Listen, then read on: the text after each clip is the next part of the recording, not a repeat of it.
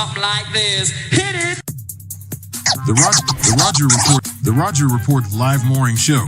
Weekdays at 9 a.m. Say y'all, I was on Roger's panel a few times and I couldn't take it. The heat. I got out the kitchen. It was hot. I was sweating. I had to get out. He's Roger, and he's right. Check this out.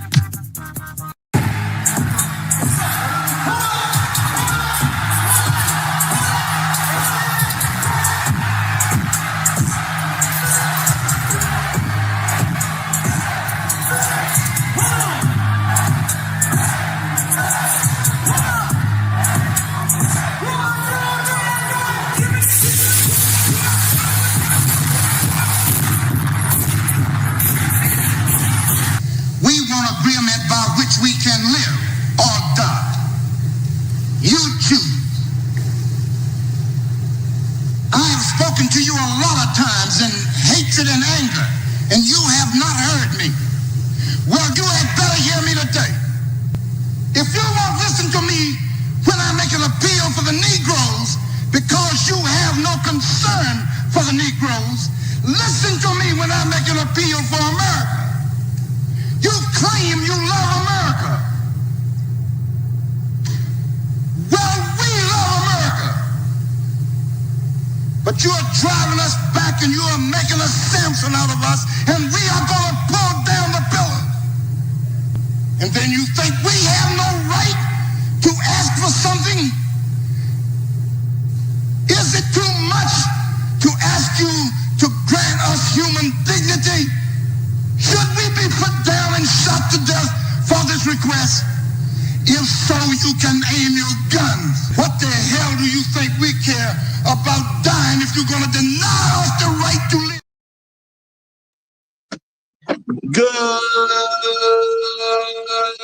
Good morning, folks, and welcome to another edition of the Roger Report Live, the best show on social media. If you are new to the channel, go ahead and take a moment out to hit that like button, because this is where you're going to find the best content on social media, and you don't have to worry about it because you're going to have me right here to make sure that happens. And if you've already been coming to the channel for a while, then go ahead, hit that like button, because you already know what time it is, and you know that this is where you're going to get the best content on social media. It's not a mystery at this point. You've seen other people do it. You've seen other people do it well, but what you have not seen is anyone do it quite the way I do it. So make sure you hit that like button. And everyone, yes, everyone, take a moment out to share the content, y'all. There are so many people who need to get great content like this, and it's just a small thing you can do to help the world be a better place. And isn't that what we want at the end of the day? Don't we want the world to be a better place? Of course we do. So share the content out. Share it through your social media. Share it through word of mouth, or even text someone's phone, but do what you got to do to help spread the word. All right, folks, today we are going to do a very interesting subject, and obviously it's a subject that needs to be done, and there's quite a few different ways people can take this particular subject. Now, the thing is, as interesting as this could be, no, it's not to be mean. Okay, y'all. If y'all think I'm doing this to be mean, you are absolutely wrong. I am not doing any of this to be mean. This is not to be mean at all. This is just about dealing with a real situation, or real multiple situations that go on, that this needs to be acknowledged. That's all it is. But no, we're not going to do anything to be mean. All right. Now, y'all, before I get too far into this, I want to, first of all, take a moment out to give credit what credit is due. We have people who come through and financially support the channel. And, what they do helps us do what I do. It helps me do what I need to do to make this stuff happen for you. So we can't give them too little credit. We definitely can't give them too little credit. So let's give a shout out to the sponsor of today's stream. Okay, New Glory. He is a sponsor of today's stream. As you can see, he's a person who had came through supporting y'all. Now, a lot of folks done lost the channel because of that glitch we had. I'll just call it the glitch we had. But hopefully he'll find us again. and we'll be back on point the way we're supposed to be. All right. But shout out to Noob Glory, the sponsor of today's stream. Appreciate you big time. Appreciate you big time. Okay. Now, let me also get some shout outs to some of the first people to check in, because it's always great to see people checking in when you get a show going. But y'all know how it goes around here. There can only be one. And my main man showed up getting that honor today, y'all. You know, and I know people was like, where's the show at? Where's the show at? But the one for today, my main man, Floyd Thompson, he is what we like to refer to. First person in the chat, y'all. The Highlander of today's stream. Shout out to Floyd Thompson, the Highlander of today's stream. Shout out to you, brother. Shout out to you. All right. Appreciate you being here, my brother. Appreciate you being here. Glad to have you aboard. Glad to have you aboard. And let me get some shout outs to some of the other people that check in. So shout out to Inspired Truth Broadcast coming in right behind them. Good to see you. We got Sarah B here. What's going on, Sarah? Oh, hey, Sarah. Shout out to the Righteous Teacher. Great to see you. We got J-Dub in the building, hold it down, the deputy on the grill, representing for the pit crew. Glad to have you here, brother. Glad to have you here. We got Blessing the Community is here as well. We got my main man, Chef Mike's Roundtable, our head of the pit crew. He helps keep things in order around here, because sometimes we play too much, y'all. Let's just keep it real. Sometimes we play too much, and Chef Mike will get us back in order, y'all. He'll get us back in order. So shout out to Chef Mike, okay? Y'all, real talk, he make a mean soup, okay? He make a mean soup, so watch out for the soup. That's what I'm going to say on that note. Y'all watch out for that soup. But glad to have him aboard. Glad to have him aboard. We also got I'm Listening in the building. Great to see you. Randall Robinson is here. What's going on, Randall? Good to have you. Good to have you. Music Man 1982 is in the building. Jay Bones is here. What's happening? What's happening? We got Pop Like Brown. What's going on, my brother? What's going on? Glad to have you aboard. Glad to have you aboard. All my hoes demonetized is in the building. Good to see you, brother. Good to see you. One of my favorite names right now, y'all. One of my favorite names. And my main man,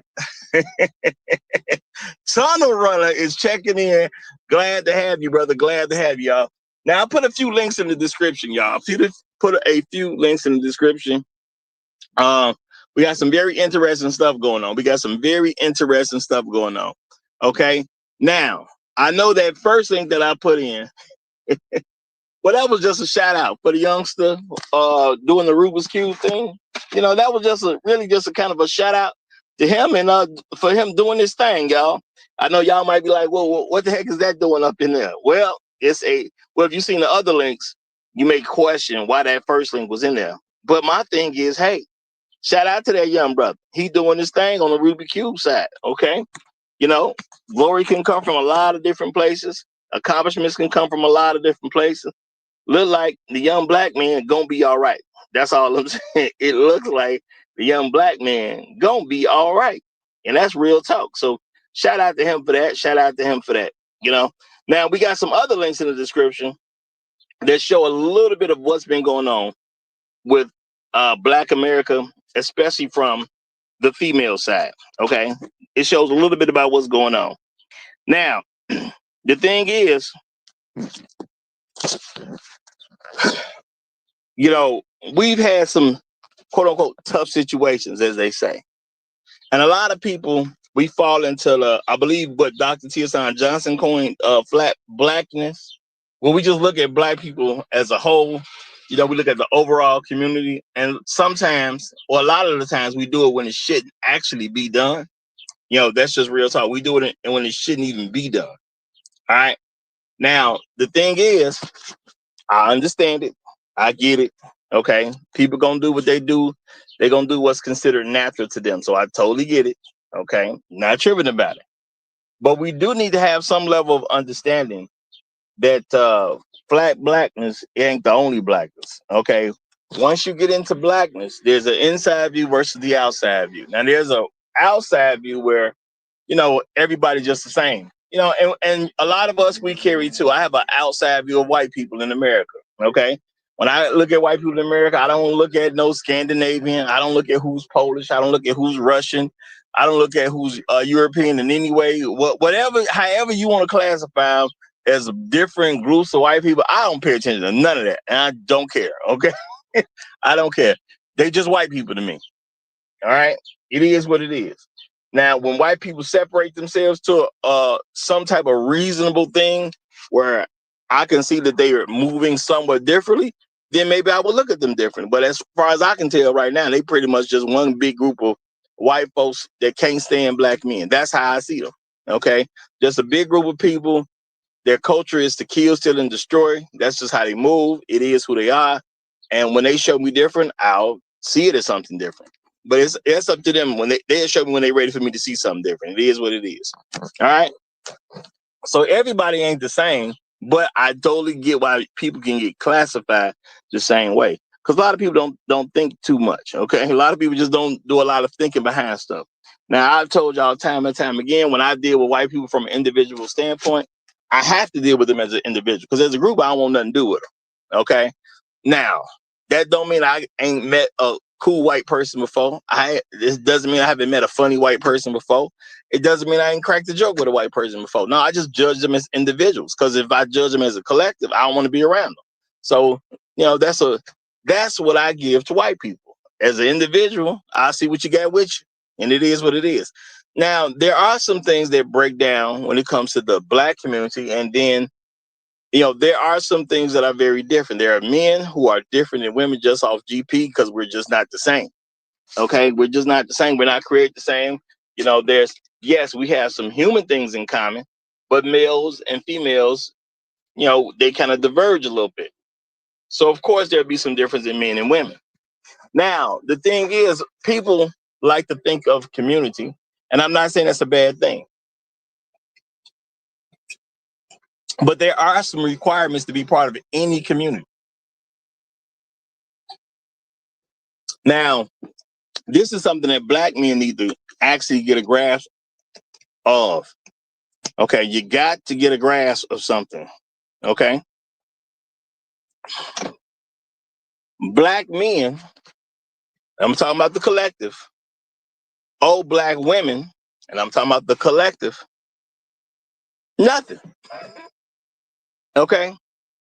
Now, people will try to act like black men, old black women, something because it's convenient for what they want to say at that time. It's convenient for what they want to do at that time. It's convenient to try to manipulate somebody at that particular time. But what is the reality of the situation?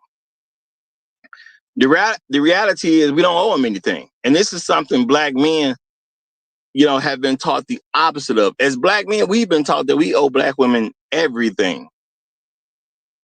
Now, it doesn't actually make sense when you actually sit down and think about it. It's hard enough for a black man to actually have a relationship with his own father because of black women. All right, let's think about that, y'all.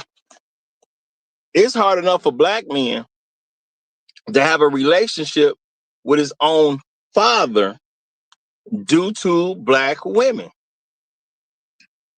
Yep. I said what I said, and I meant it the way I said it. Okay? It doesn't need to be interpreted. You don't need to change nothing around. I meant exactly what I said. It is hard enough for black men to have a relationship with their own father because of black women. What group of people don't want black fathers to raise their children? You can point out multiple groups of people. I'm not saying you can't. You definitely can point out multiple groups of people. But one of the main culprits is black women.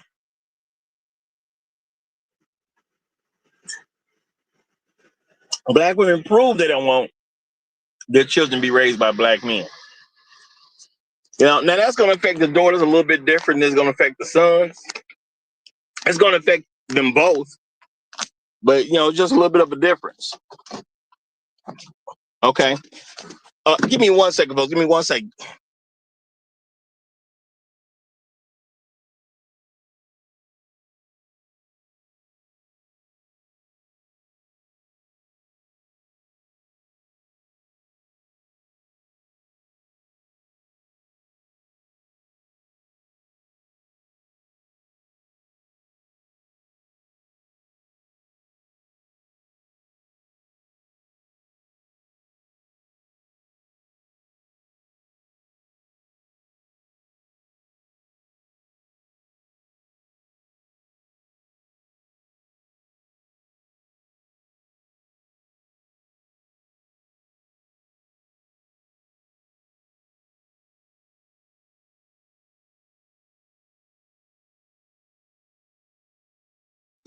All right, sorry about that, folks. All right, so we have this thing going on that black women don't want black men to raise their children.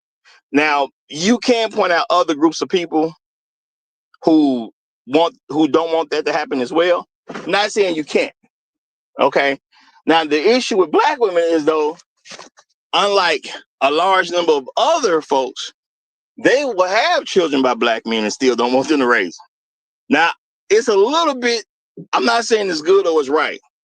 It's a little bit easier to understand somebody's being nonsensical when they say they don't want black men to raise children, or they do something to show that they don't want black men to raise their children, but they didn't have a baby with a black man.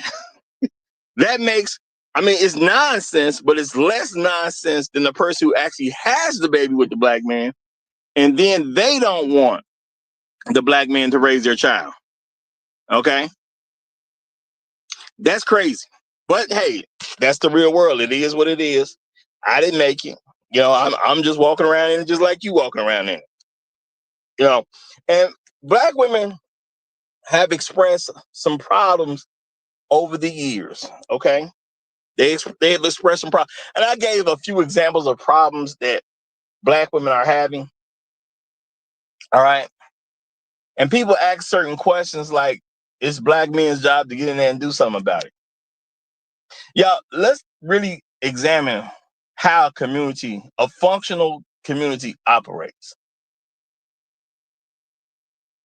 Now, I acknowledge that women are not the same as men. Okay, we're not equals. Now, in American society, you're supposed to treat a person as an equal when you're at work. Now, think about this. Somebody's paying you to treat a person as an equal. And that's fine, because you're getting paid to treat somebody as an equal. Now, why do they pay you to treat somebody as an equal? That's because they understand you're not. That's what they pay you to do. Okay. You know, people pay you to do things that you're not really responsible for.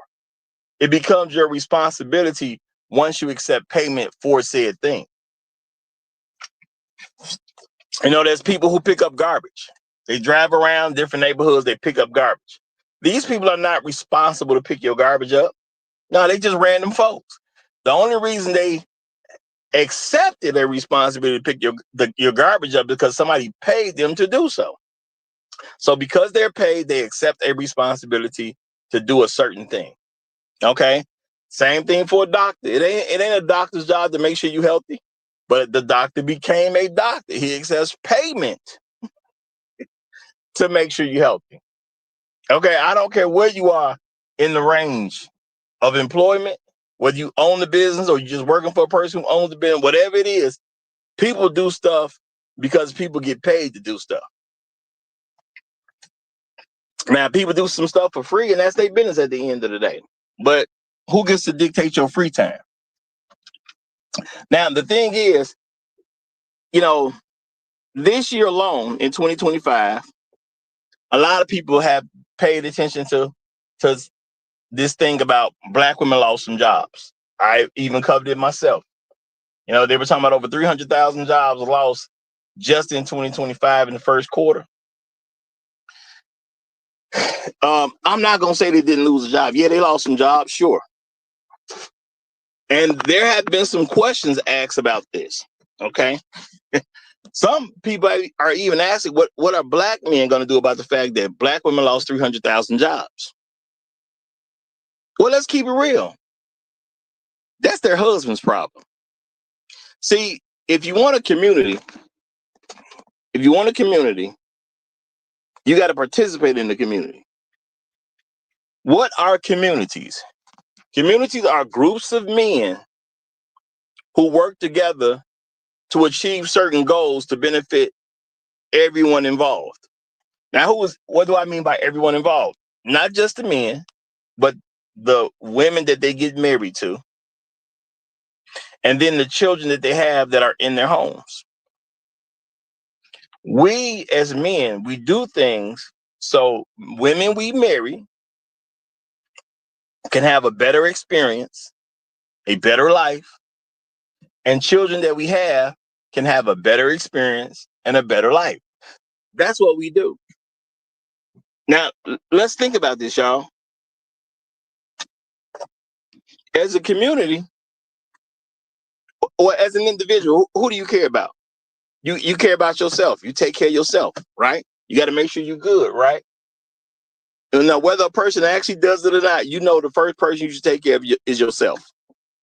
All right? Because you got to be okay to help anybody else be okay. Now, if we want to go past just yourself, a lot of times people will take care of their wife. Okay?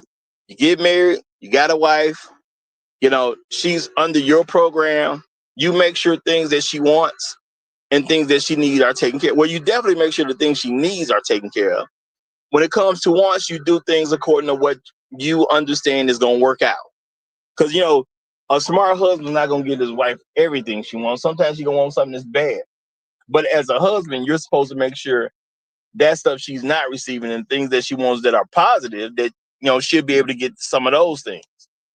And there's nothing wrong with that at the end of the day. Okay? There's nothing wrong with that. Okay? Now, if she's not your wife, are you supposed to take a personal interest in what's going on in her particular life? Well, yeah, if you get in a relationship with her, but if you're not getting in a relationship with her, no, it's not really your concern.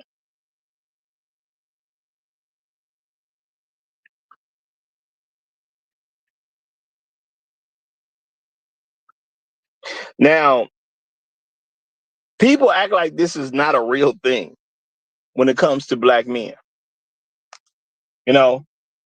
People ask black men to take care of a lot of stuff that ain't got nothing to do with us. Why would I be taking care of your stuff if it ain't got nothing to do with me? Okay. And a lot of black men just never take the time out to ask that question. Why are you talking to me about stuff that has nothing to do with me? Because guess what, y'all? People will talk to me about, quote unquote, children. What about the children? Well, what do you mean, what about the children? Okay, well, when it comes down to it, we have all these children that need some help. Okay, well, my first thing is, well, why don't they just take the help that's there? Yeah, what do you mean? The help that's there? The children need help. The children got fathers and mothers, don't they? Ain't that how they came into the world? Dad had sex with a mom. Dad and mom have a baby. Don't they got help already? And a lot of folks will look at me funny when I say stuff like this, because they telling me children need help. And I'm like, okay, well, I'm not saying children don't need help. Of course, every baby needs a certain amount of help before it can, live on its own and be okay. Okay. And that's a normal thing. Now, what I see as abnormal is asking me about somebody else's child. I kind of see that as abnormal. Okay. Why are you asking me about somebody else's children? Because they'll say, well, we got children of the community. Nah, I mean, we do. They got parents, don't they? Okay. They got parents. What about the kids who ain't got no parents? Don't we have programs for those children? Them like wards of the state, so they get adopted. Things like that happen. There's places to go for children with no parents. So what are you talking about? But we got all these quote unquote fatherless homes out here. And my response is, well, if the children need a dad, tell them move into their dad's house. And people act like something wrong with that idea. How do you need help, but you don't live with your dad? Now, this really ain't about the children needing help. It's really just about what the mother wants to do. Because, see, I understand the children don't have control over the situation. They're not adults. They're minors. Okay? And because they're minors, they don't get to make these decisions like that. But guess who does get to make these decisions? Their mamas. Now, if you a mom, okay, and people have this whole thing about these single mothers. If you are a mom and your child needs some help, take your child to their father. The father will help your child. Now, of course, some people gonna always have like a little snapback answer. Oh, the daddy don't want to do nothing. Okay, prove it then. Give him custody. Because as a woman, I'm not gonna take your word for it. I'm just gonna keep it real. As a woman, I don't really take women who are strangers' word for anything. Okay, women have shown me that they lie constantly, and because they're so comfortable with lies, even if they mean to tell you the truth, a lot of times they'll forget to tell the truth because they're so used to telling a lie. So I don't really trust women's words like that. And that's just because they earn their own reputation. It ain't got nothing to do with me being biased. I would be biased if I just listened to the average black woman tell me a story, and then I keep finding out the stories don't add up to the truth, and then I just say, well, they telling the truth anyway. That's called bias. I'm putting something on a person that they did not earn. No, I'm accepting who they are. They lie on a regular basis about stuff going on between their children and the children's fathers. They lie on a regular basis. So I just don't necessarily take for show purposes. If I'm talking to a woman, I will accept certain nonsense for show purposes so we can get through the show.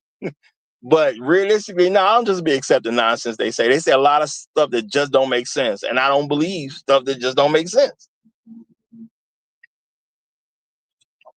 If you want me to believe something, give me some facts to support the belief. And I don't think that's too much to ask. All right. So now we got black women who they got children they quote unquote need help with, right? My thing is the dad of the child can handle that. I'm sure he's capable. Now, of course, they'll say, well, he don't do nothing. He's a bum. So now I'm supposed to believe you had a baby with a bum? That ain't gonna do nothing. That's what you want me to believe. Okay? You want me to believe that the guy you got pregnant by don't care about you nor that child at all. Yet I've never seen a man throw his child out. Well, let me say this. Let me make sure I correct that. I've never seen a black man throw his child out. All right? Now, I know small children. I understand some children that done got older. They trying to talk crazy. They run the house. And if dad got to make a decision, it's just better for you to go and me not provide for you anymore. I get that. An older kid who trying to challenge dad's dominance at the house. But you telling me you got a small child and a black man threw out a small child? No, I ain't seen no black man throw out his small child. Now, I've seen other people be thrown out where a man finds out the kids that he was raising weren't his. Now, he done threw them out. I ain't seen that. I ain't gonna lie about that. I have seen that. And my thing is, that's between the child and the mama. If it's not his child and he throws you out, I don't understand what the problem is. So women say, well, black men need the help when it comes to children. And then, like I said, they'll talk to people like me who don't even have children. And they'll do this crazy stuff like I somehow owe them help. I don't owe you no help. Okay.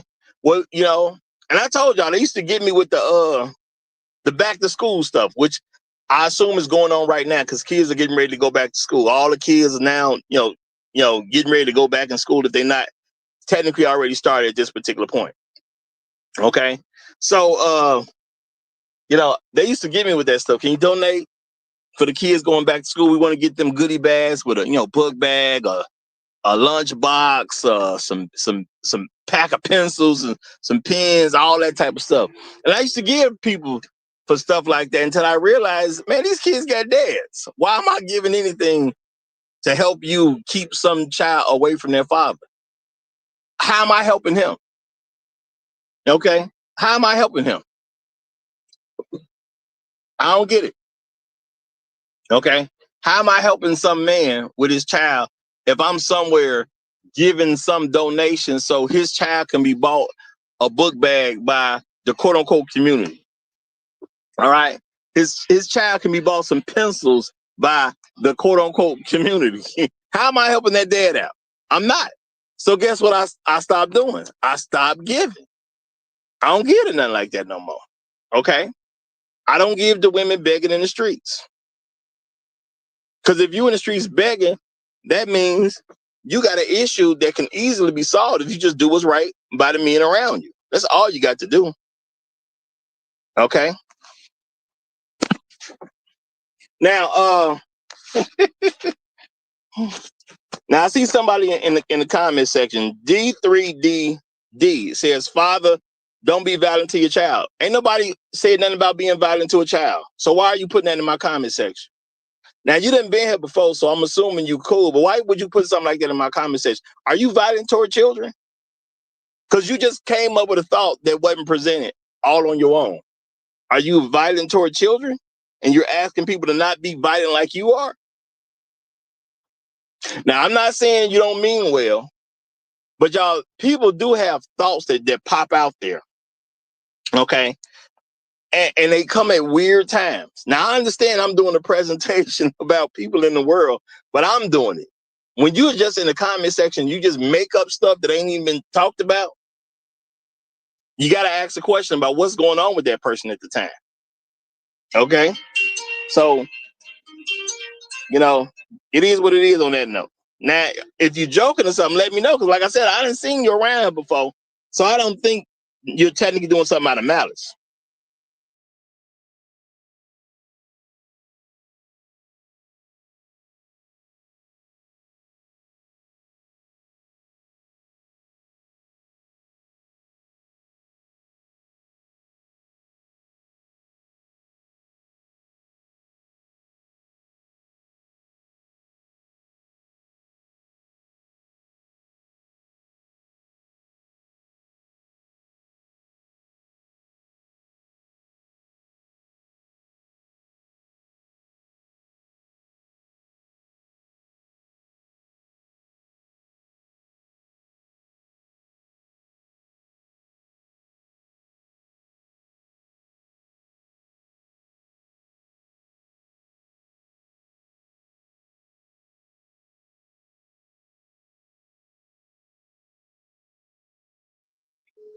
All right, y'all. Sorry for that. Sorry for that. I see my mute went on. My bad.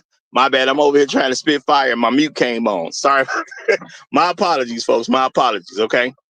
Now D3D said what D3DD says, my father attacked me over a microphone. Well, I mean, we don't even know the context behind that situation. So if your father attacked you over a microphone, now keep in mind, this is your father.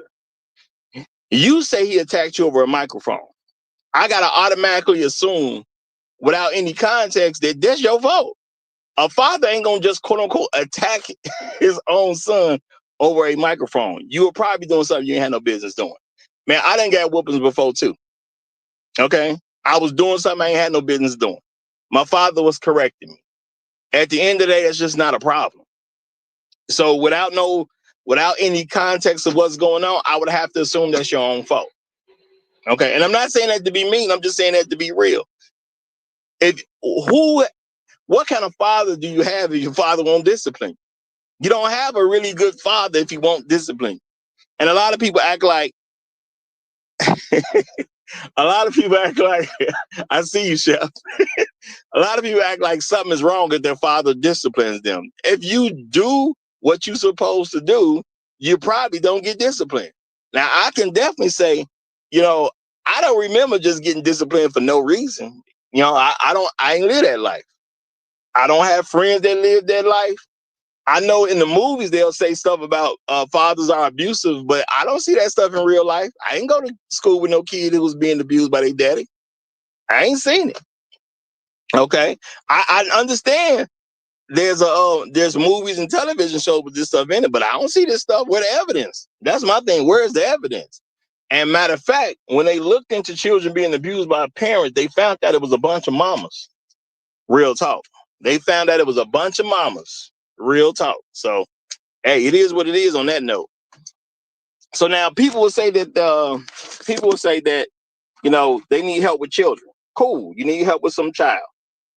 You should have been handling that with with the father of the child, not random strangers like myself who don't have children with you. Okay? It just is what it is on that note. Okay? It is what it is. All right? And that's your own fault. All right? Yeah, now, this is the thing. That's a situation you have control of, a situation that you can correct, and you can do what you need to do on that one.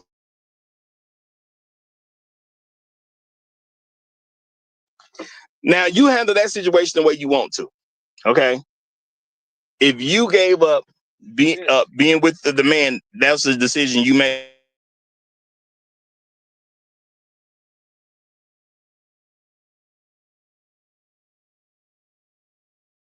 Now, the thing is, that doesn't tell me you need help from a community to step in and do anything for you, because you made this decision because this is the decision you wanted to make. And that really ain't my business at the end of the day. I understand people try to make me feel guilty about it, but it really ain't my business. Okay?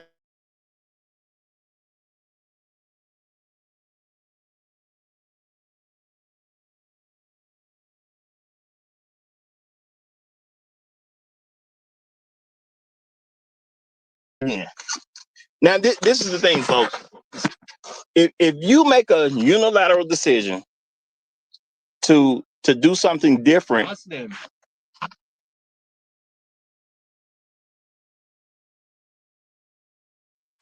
and you're not answering to a man at that particular point, you're making your own decision. So if you need help with the decision that you are making, then maybe you made the wrong decision, and you need to actually try to reverse that decision.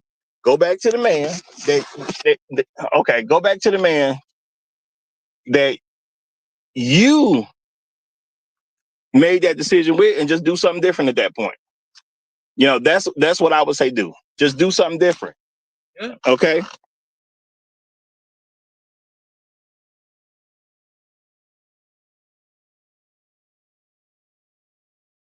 Now, because that's a unilateral decision, I can't feel guilty about your unilateral decision to do what's not in the best interest of your kid. If you love your child, I would think that you will make good decisions about your child. Okay. Yeah. Yeah. Now,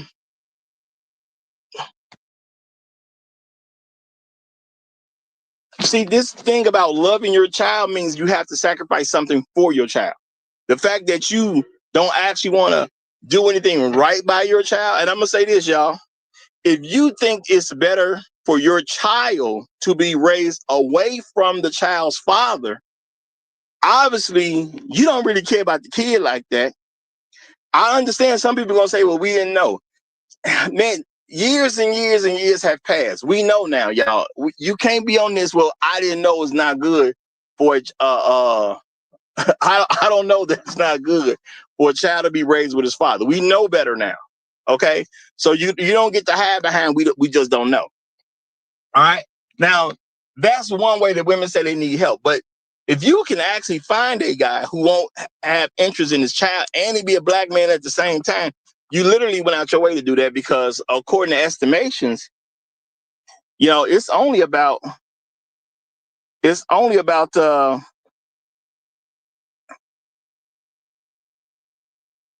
was it? It was about 8% that was estimated with fathers who are not really black fathers who are not in their children's lives the way they're supposed to be. Okay, what people will refer to as some type of road male, it was only about 8%.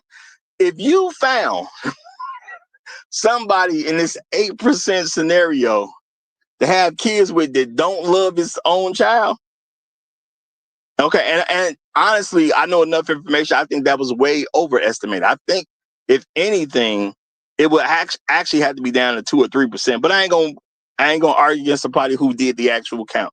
I ain't gonna argue with that. The people who count have some level of authority because they counted. So even if we just go with 8%, there's 8% of black men that won't do right by their children. If you found one of those black men and you had children by that black man, I'm talking about 1 baby, 2 babies, 3 babies, 4 babies. That's to say you never wanted a man in the picture. And that's on you at the end of the day, because in today's world, what we do not have is forced babies. Not over here in America. Shout out to all my people listening around the world. In America, ain't nobody forcing you to have a kid. You would literally have to lock a woman up for months at a time, almost a year, to get her to have a child against her will. So that's not happening. So which means what? Women are having the children that they want by the men they want them by. That's just the reality of it. Women are having the children they want by the men they want the children by. Now, I'm not saying she can get any man that she wants, but whoever she had that baby by, she wanted him too. I get it. There's some older women, they're going to say they want Morris Chestnut. Morris Chestnut ain't giving you no baby. There's some younger women who may say Michael B. Jordan. Yeah, he ain't giving you no baby. Okay? But Daryl down the street, he open for business, okay? Daryl be chilling all day. Daryl to give you that baby, because Daryl know you ain't going to do nothing once Daryl gets you pregnant. And Daryl is okay with that. Okay, ain't many Daryls around, which is why a lot of women have the babies by the same men. You know, a lot of black women have babies by the same men because there ain't a lot of Daryls out there that's just gonna get random chicks pregnant. Most men of the black community will not get a black woman pregnant. Now, let's keep it real. You got men who are already married and off the market, and then you have 54% of black men that have no children at all. So what is this saying? They won't give a black woman a baby. Which means what? You're asking for help for children of men that ain't got nothing to do with the fact that you out and had a kid. Now, there's other things going on out there. There's discussions about women who they ended up having jobs. Okay, they had jobs. The situation didn't necessarily go right with the person. With the situation they had the job with, it just didn't go right. So now these women have lost some jobs. You know, they say over 300,000 black women lost jobs just this year alone. I actually heard some estimates, but I ain't really check them out. It's been like over 500,000 black women that lost jobs this year. But I didn't really go through the trouble to check that out at the time.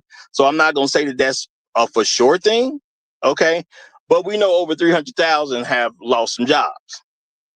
And people are asking questions like, what are black men going to do about these jobs that black women lost? I mean, if you're married, you're going to make sure your wife is taken care of. That's just what it comes down to at the end of the day. If you are a married woman and you lost your job, there is nothing for you to worry about because your husband going to make sure you straight. That's what the reality is. Now, a lot of people don't want to face this reality because it's an uncomfortable reality. You know, y'all think, 300,000 women lost a job and none of them were married? Now, I'm going to be realistic. Do I think most of them were married? Probably not. Okay. Do I think the vast majority of them were unmarried women? Oh, absolutely. I do. I definitely do. So if people say, well, what black men going to do about it? We're going to make sure our wives are okay. That's what we're going to do about it. So every black woman, if you lost a job in the first quarter of 2025, or even beyond that, your husband got you. Don't stress. Your husband got you. Now, the thing is, do you have a husband? Okay. That's the question that comes to mind. Do you actually have a husband? Because if you have a husband, you good. I know people don't want to believe that's the truth, but no, your situation is fine. Your husband is going to make some moves to make sure you're okay, because that's what black husbands do. Now, if your husband not black, I don't know what to tell you. Okay. I've heard some very different things when it comes to husbands that are not black. But if you have a black husband, you're going to be just fine. And that's what your reality is. Your black husband is going to tell you, baby, don't worry about it. You know what I'm saying? I'm going to get these bills paid regardless. Some black husband going to say, well, look, just take a little vacation right now. Get you about 2-3 months in, just rest. And when you're ready to go back, you can hit the job market and do your thing. There's going to be some black husbands that say, well, baby, you've been complaining about that job anyway. You don't like Toya and them anyway. You always got this stuff to say about how they be bothering you at work. Why don't you just retire? Now, see, all this happens, but it depends on where you are in life, what your husband is doing in life, what stuff y'all already have paid off. Is your mortgage paid off already? Is it almost paid off? Are the car notes taken care of? Or are the kids grown, gone? Like, what's been going on in your life? Because if you were a young lady and you got a government job and you got married, as you should have, and you've been with the guy for 30 years, and you was actually still working. Okay, so they making some cuts. Some black women got to go. Man, you just going into retirement. Your kids is grown and gone. This is not that stressful of a situation. Okay, maybe the husband say, "Well, I'm gonna work 2 or 3 years longer until we get the house paid for." Stuff like that happens. See, when you have a husband, there's all kind of options that show up. That's the reality of this. When you have a husband, there's all types of options that show up. Now, there's a thing happening where you have black women who are begging. Now, I've said years and years ago that I've always known black women to beg. And I've known some people who gave me pushback about that. And I'm like, bro, it's all types of begging. People beg in all kind of ways. Now, the clip I put in there, you had a woman who was, she said she almost 50. She's on the internet telling her story. And she's just saying, look, I need help. My links are in this and my links are in that. Now, is she giving you anything for the help? No, she just flat out, look, because I'm broke and I'm almost 50. Somebody should help me. Somebody should help me. Now, there's going to be people who look at what she's doing. They're going to say, black men, y'all need to step it up.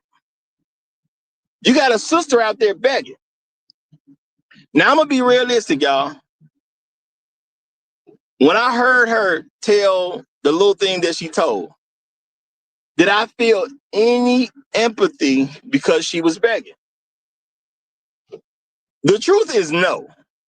I didn't feel any empathy. She's almost 50 years old.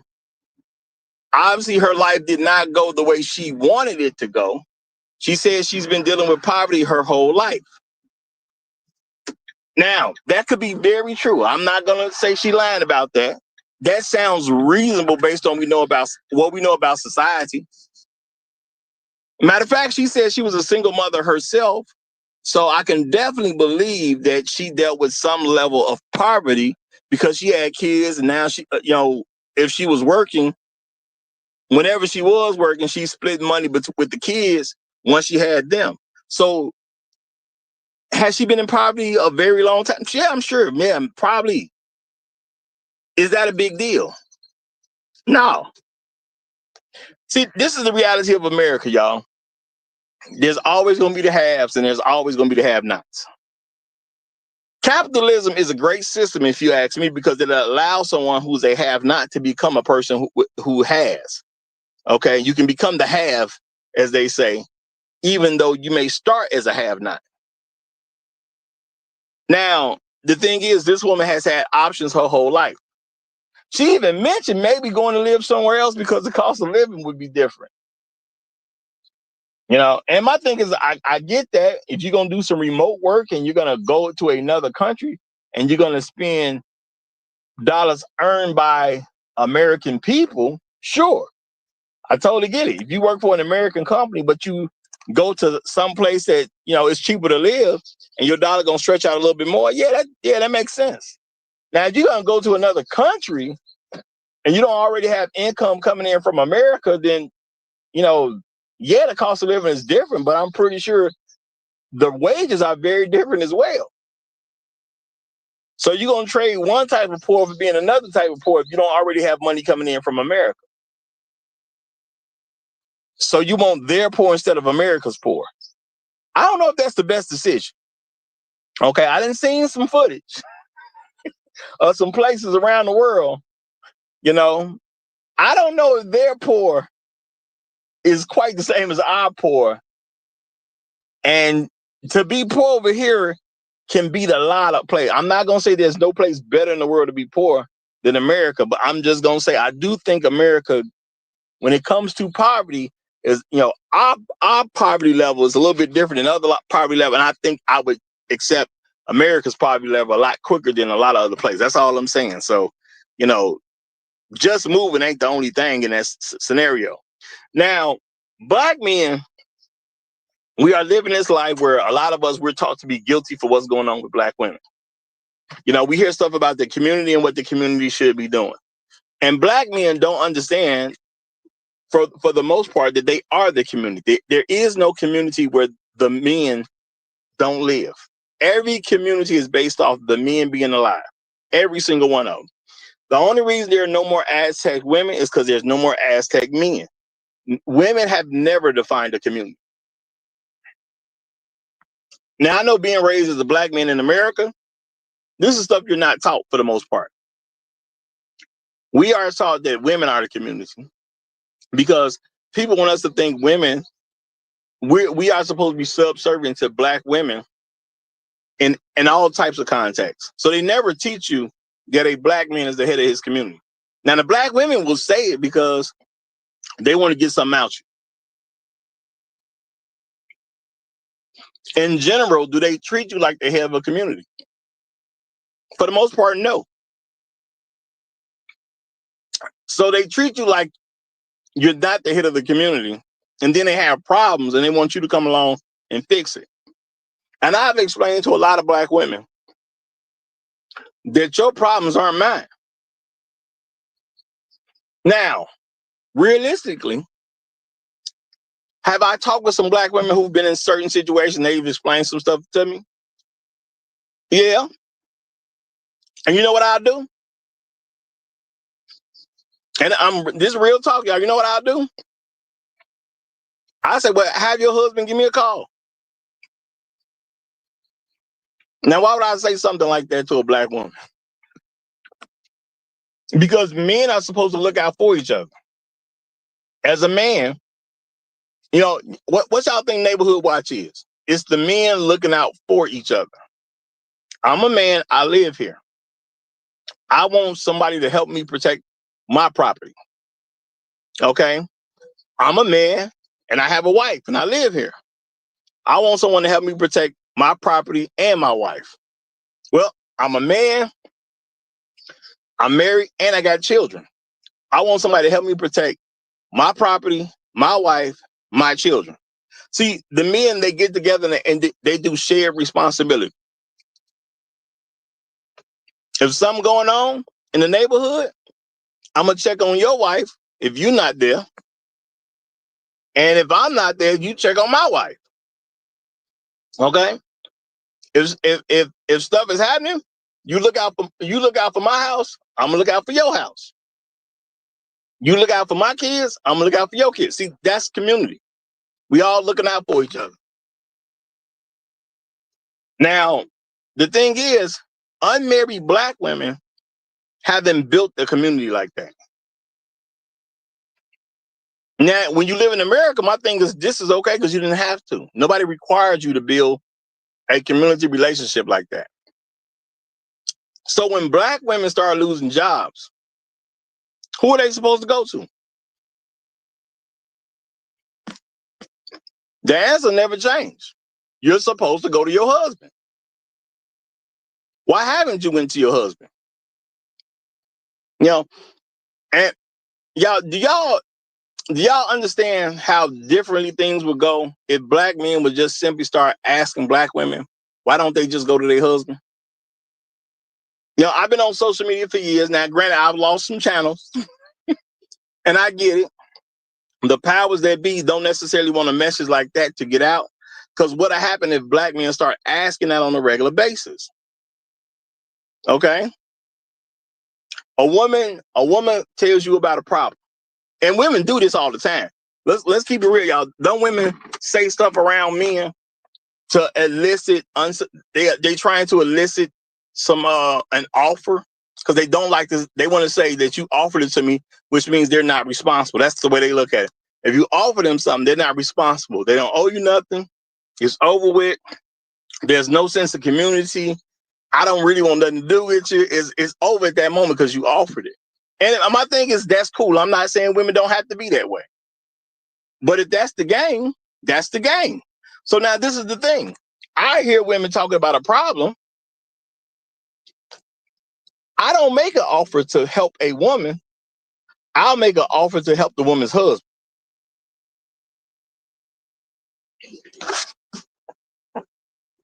Now, is that fair? Yeah. Because if I help a man, he understands, when he looked out for me, I'm going to look out for him. Men do that with each other. We don't have to have a whole complex argument about what's what. He's a man. He understood I looked out for him. So in return, if I need his help, he'll look out for me. Men don't have to have a bunch of arguments about this type of stuff. We get it. And there's a lot of men who've had issues with women because you don't accept the truth about them. You've offered to help women, and you thought because you offered to help that she was going to do something for you.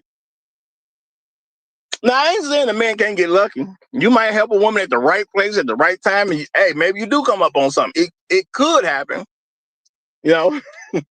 I don't know what the probability is. It's kind of low, but it could happen. And my thing is, if you want to play that game for a might be, that's on you. But understand that's a might be. I don't like to play when the odds are that stacked against me. Okay, that's just what it is for me. I don't really like to play when the odds are that stacked against me. I prefer playing something where I got better odds. All right.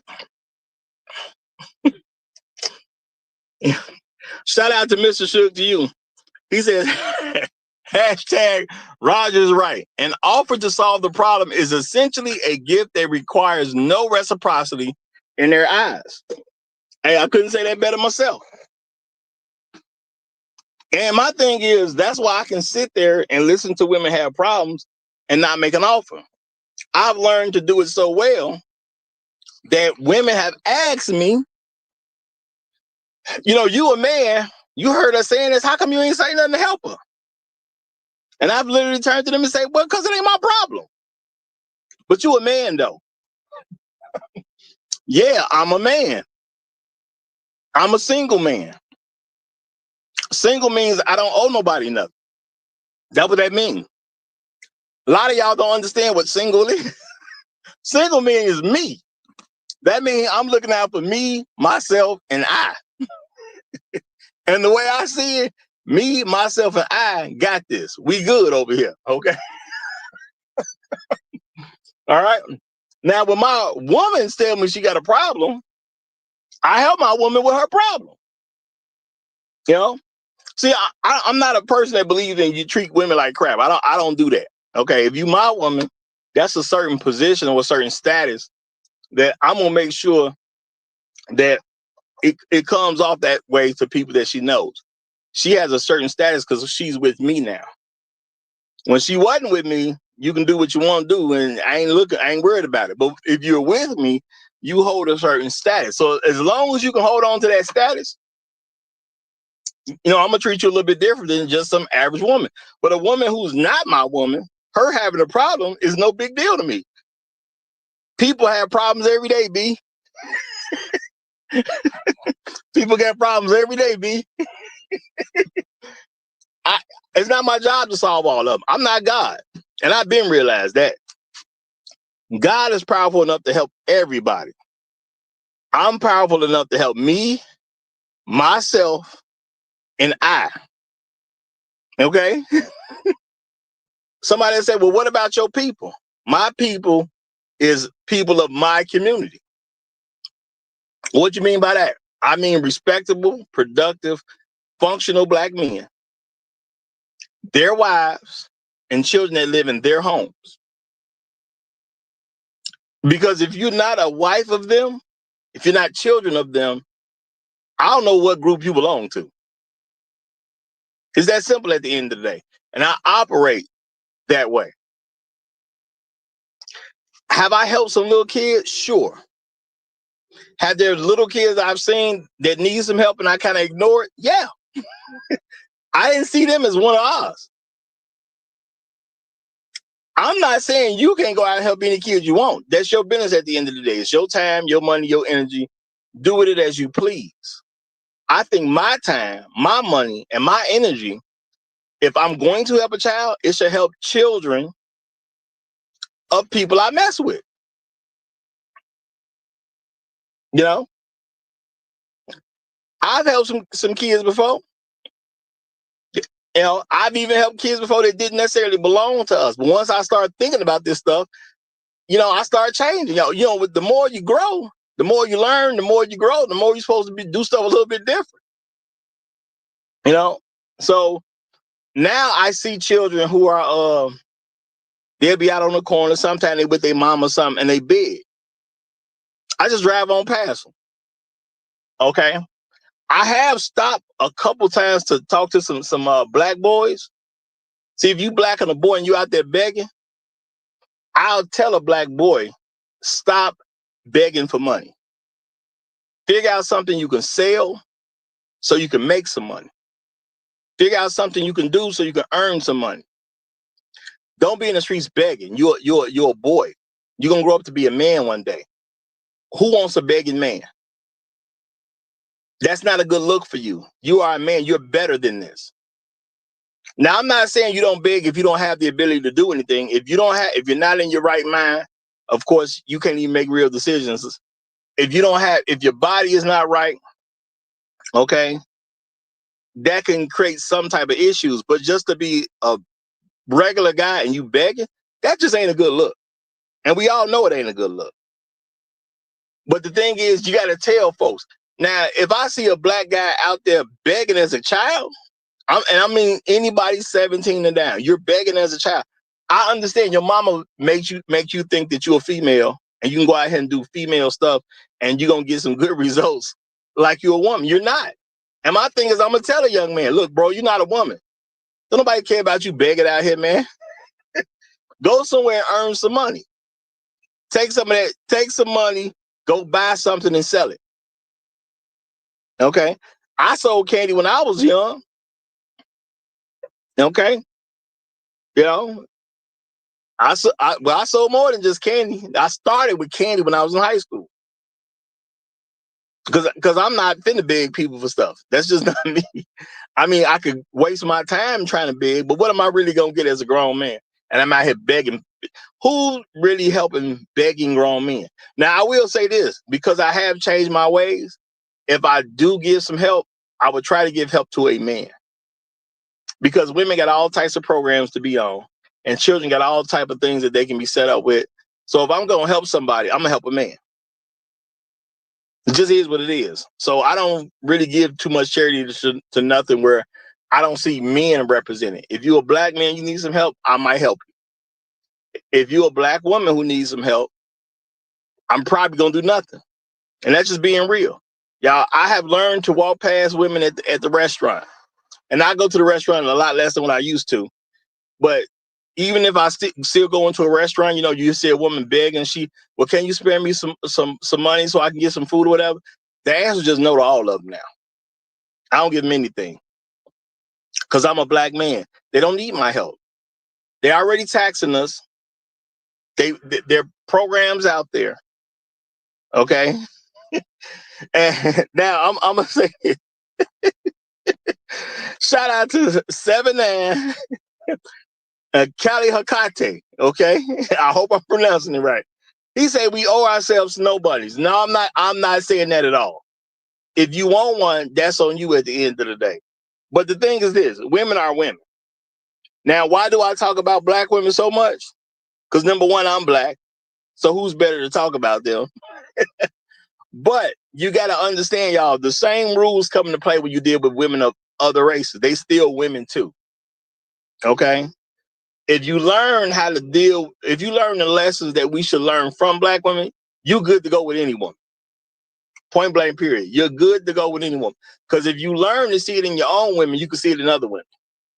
You know, I know people be saying the stuff like, but don't be, what is it saying? Don't be red pill for black women, then be blue pill for other women. I mean, I guess anything's possible, but if you understand how black women operate, it's gonna be hard for somebody else to do a sneak attack with you that's not black. Okay. Now I ain't saying don't go white, because once you marry a woman, she's part of our community at the end of the day. And this is something y'all have to accept about black women. If black women, I know it don't happen much, but if they are married to a white man, she belongs to their community. You know? Now there's a lot of black women trying to get black men not to think in that way. Well, I'm still a black woman though. Man, you made your choice, Shawty. I don't know what to tell you. You made your choice.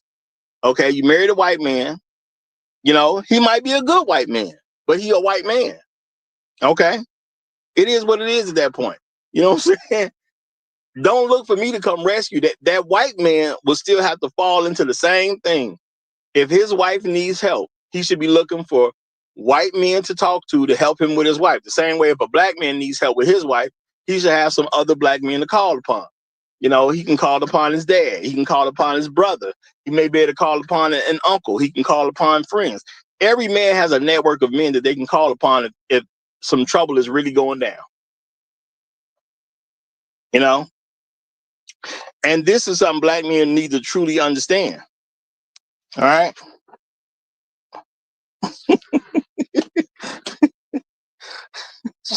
Shout out to 79 Kali Hakate. He say, y'all, and it's funny to me. He say, Roger, I tried to send you money, but I can't figure it out. Oh, hey, bro, all I'm gonna say is that's fine, man. That's fine. I ain't tripping. I ain't tripping. Y'all know what it is. Real talk. I understand there's gonna be people that can give money, and I appreciate those people big time. Okay, you know, I appreciate those people big time. That's why I go through the trouble to make a sponsor of the stream. I got to track what everybody gives, you know, so I can thank them for what they do. Okay, because they don't have to do it. But there's people who are only gonna give me views. There are people who are only gonna give me likes. There's people who will give me some comments. You know, whatever you can do, you do. Now, I understand he's joking right now, but y'all got to understand, I'm not tripping. Whatever you can do, you do. Okay? It is what it is. All right? Because I'm message first, money second. I do want the money. I'll be honest about that. But I'm message first, money second. There's a lot of people that send a lot of bad messages because they're too concerned with the money. The money should be a secondary thing if we're talking about stuff to actually build families, build communities, build empires. Because y'all know we actually can build empires. I understand there may not be an empire in your family, but that doesn't mean you can't start it. Okay? It doesn't mean you can't position maybe your son to start it. Okay? You could raise a daughter who would be a good asset to a man who is going to create an empire. There's a lot of things that we can't have if we just actually make an effort. So when you figure it out, just let me know. That's all I'm gonna say. When you figure it out, you let me know. But it's all good. You know what I'm saying? It's all good. When you figure it out, just let me know. All right, and I'm fine with that. And while we saying that, let me go ahead and I'm gonna check to see if anyone has sent anything thus far. Okay, but the thing is, y'all, we got to see the world a little bit differently. Now, people do believe that we as black men owe black women stuff because they're having hard times. And I'm just pointing out some major events that people kind of took notice of in the last few years. Okay, women, begging about children, women just saying they need help in general. The women who lost some jobs, and there was the women who got evicted. Okay, there's the women who got evicted. Now, I don't know what to tell you on this one because it wasn't no mystery that women were going to get evicted. You know, like I said, I had previous channels, y'all. When I found out that there was a program set that people could not pay their rent because COVID was going on, I said then, when that's over with, a bunch of sisters gonna get evicted. That's what I said.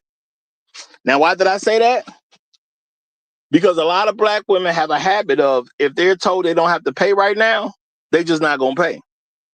They have a habit of that. Okay? So because they have that habit, I knew beyond a shadow of a doubt that black women would also just simply elect not to pay rent because somebody told them they didn't have to. Now, does that mean every single woman who didn't pay actually couldn't afford it? I'm sure there was some people who struggled through COVID. I am sure that some people's income went down through COVID. All right, y'all. And I'm not saying this to be mean or anything like that. I'm just being honest. As far as what I can tell, I'm a very blessed man. I'm a very favored man when it comes to God. I didn't lose any money during COVID. I actually made a little extra money because of COVID. So, and I'm not saying that to throw it in anybody's face. What I'm saying is, even though that was not my personal situation, I understood that there was going to be some people who were going to make some bad decisions about not paying rent and wait for COVID to be over with. But when I looked into that, I never heard anything about rent forgiveness. It was just, you don't have to pay right now. If it's rent forgiveness, I understand. If you saying people don't have to pay rent, period, cool, they just forgiven. I'm not saying that would have been fair to a property owner, but I'm saying as a person making a decision that we're going through COVID, so I'm just not going to pay rent, I thought that was a bad idea. If you got it, pay it. Because it's going to come back to haunt you later, because it's not rent forgiveness. See, rent forgiveness means I don't have to worry about this anymore. Rent deferment means I'm going to have to pay it later. If you are scraping by to pay your rent on a regular basis, you can't afford to pay rent later. You need to pay rent now. But unfortunately, a lot of people took the bait on that. Okay, and I'm sure it was people who could have paid their rent and just didn't pay their rent. You know? And eventually, now evictions have been filed and people have been thrown out. It is what it is. Now, let me say shout out to Jay Bones. Appreciate you, my brother. Appreciate you. He came through with the $5 cash app. He just says, good morning, Roger. Hope you cool. I'm being as cool as I can be with this weather. I'll tell you that. I say that much, J Bone. Being cool as I can be with this weather. All right. Shout out to Inspired Truth Broadcast, who also hit me with the $5 on the cash app. Appreciate you big time, my brother. Appreciate you big time.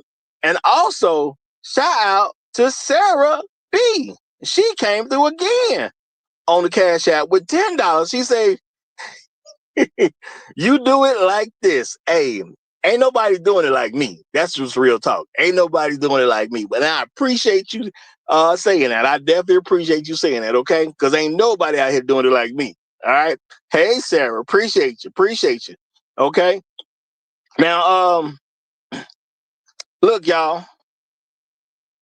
I know what I'm saying ain't always going to be the most comfortable thing. Because when I'm saying you need to have a husband, because this is the thing, y'all. We heard stories about black women getting evicted. We didn't hear stories about black couples getting evicted. I want that to ring in somebody's ear. We heard stories about black women getting evicted. We did not hear stories about black couples being evicted. All right? Shout out to Inspired Truth Broadcast. He said, I think a lot of people got confused about the rent. Inspired Truth Broadcast, maybe they did. Maybe they did. I'm not going to say they didn't get confused about the rent. Maybe they actually did. I'm going to say they shouldn't have. Yeah, this is the reality of living in America, y'all. I done said this before and I'm going to say it again. If you are 18 years old and you are supposed to know everything you need to know for the rest of your life, it is not fair, but that is your reality. Okay? You're supposed to know everything you need to know about the rest of your life. And if you don't already know it, it is your responsibility as an 18-year-old to go find the information out before it impacts you in a negative way. Now, how are you going to do that? You can't. It's impossible. Only thing you can do is put your best foot forward. But you're going to get hit at some point. So maybe some people got confused about the rent. I will say that I never was confused about rent because my daddy told us something when we was growing up. My daddy told me you got to pay where you stay. That's always going to be the case. He made it clear to all his children that when we became adults, that we would have to pay wherever we stay. That means house, that means mansion, that means condo, that means if you own the entire building, wherever you live, you got to put out some money for it. He made us very much understand that. So yeah, some people may have gotten confused. Only thing I can say is you shouldn't have been confused. The government said you ain't got to pay right now. It didn't say you don't have to pay. It just it's a huge difference between you ain't got to pay right now till you don't have to pay. That's a huge difference. And as black folks, we should have known better. Now, I can't even say women shouldn't have known better about that. You didn't heard enough stuff about stuff's going. Even the women should have known better. But I knew they was gonna take the bait. Now I'm gonna say this, because this is America. I honestly think some of that stuff was done to get women out of certain places that they were in. You know, that was just a good setup to get rid of some folks from renting whatever place they was renting. I'm not saying that was just a black woman thing. I'm saying that's a general thing. There's people who got properties, you know, they got tenants that's been there for a long time. They can't just necessarily put them out for no reason. That was a good setup to kind of clear some people out. You know what I'm saying? Let's get some people off the books. Let's get some people out there into the streets and make them homeless so we ain't got to worry about them. And you know what? It worked. Because again, once it was lifted about you don't have to pay your rent anymore, folks were so far behind and didn't have a plan on getting back right. A lot of them just got evicted. You know, people just filing.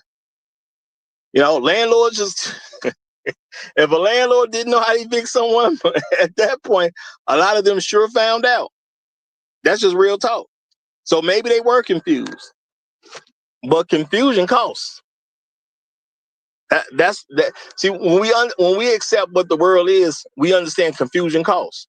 I have made some poor decisions. It cost me money. I didn't quite understand this, didn't quite understand that. It cost me money. The lack of knowledge got a hold of me.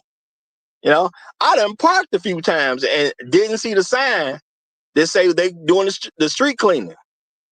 You know, I remember one time, y'all, I had 2 vehicles parked. I didn't see the street cleaning sign, and I got $60 tickets for both of them. $120 gone same day because I didn't see the sign. You know, I didn't see the sign. Now I can say I didn't see it, but I'm still responsible. Don't nobody care I didn't see the sign. I didn't expect the sign to be there, but they were there. I got 2 tickets on 2 different vehicles in the same day, $60 a piece, y'all. That's $120 gone that day. And I hate paying tickets. Real talk, y'all. I hate paying tickets. But shout out to Afro Merchant. He came through with the Cash App, $5.57. So appreciate you, Afro Merchant. Appreciate you. And shout out to you for the Trail Bentley 57-cent tax. Appreciate that as well. Now, this is the thing that goes on in America. Black men are continuously being told about black women's situations, their problems, their issues, as if they're not American citizens and they're free to do what they want to do. Okay? Why do I believe black women have it so well? Because they're women in the place where they have the freedom to do what they want to do. Now, there are men who don't necessarily think all this freedom is good for black women. Well, if you start looking at the stuff that they've done, there's some very good arguments people can make about that. That's what I'm gonna say. There's some very good arguments that people can make about black women and what they have done with their freedom. But see, I always remember that they're free to do whatever it is, whether it's to help them or whether it's to hurt them. They're free to make either choice. So I don't feel guilty about black women's situation. That's probably what snapped me out of giving money to charities once I started thinking about the fact that you're asking me to give money to some charity where a black woman could have a husband and she chose not to. Okay?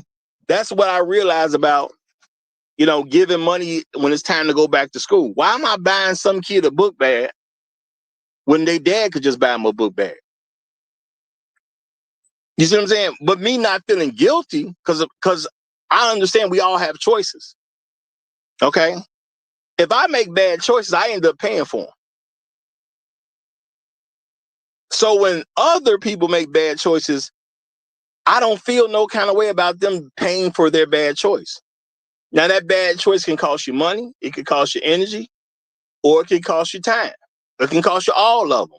But it was your bad choice, and you need to recoup your bad choice. Whatever you did in your bad choice, you need to fix that. I have made plenty of mistakes.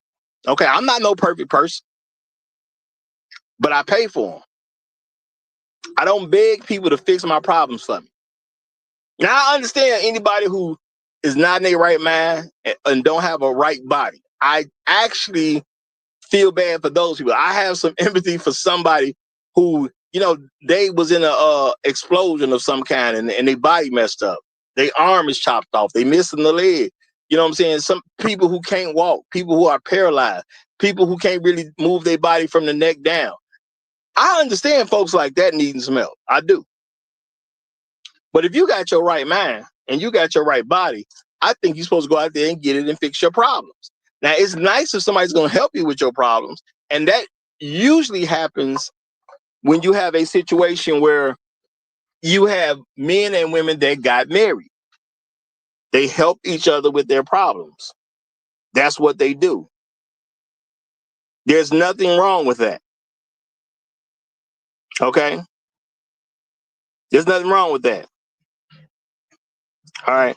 Now, just in case you didn't see it, y'all, Rael just dropped a link for Black Enterprise in the chat. So, when you get a moment, check out what the link is. He ain't dropping it for no reason. So check the link out. All right. Now, this is the thing, y'all.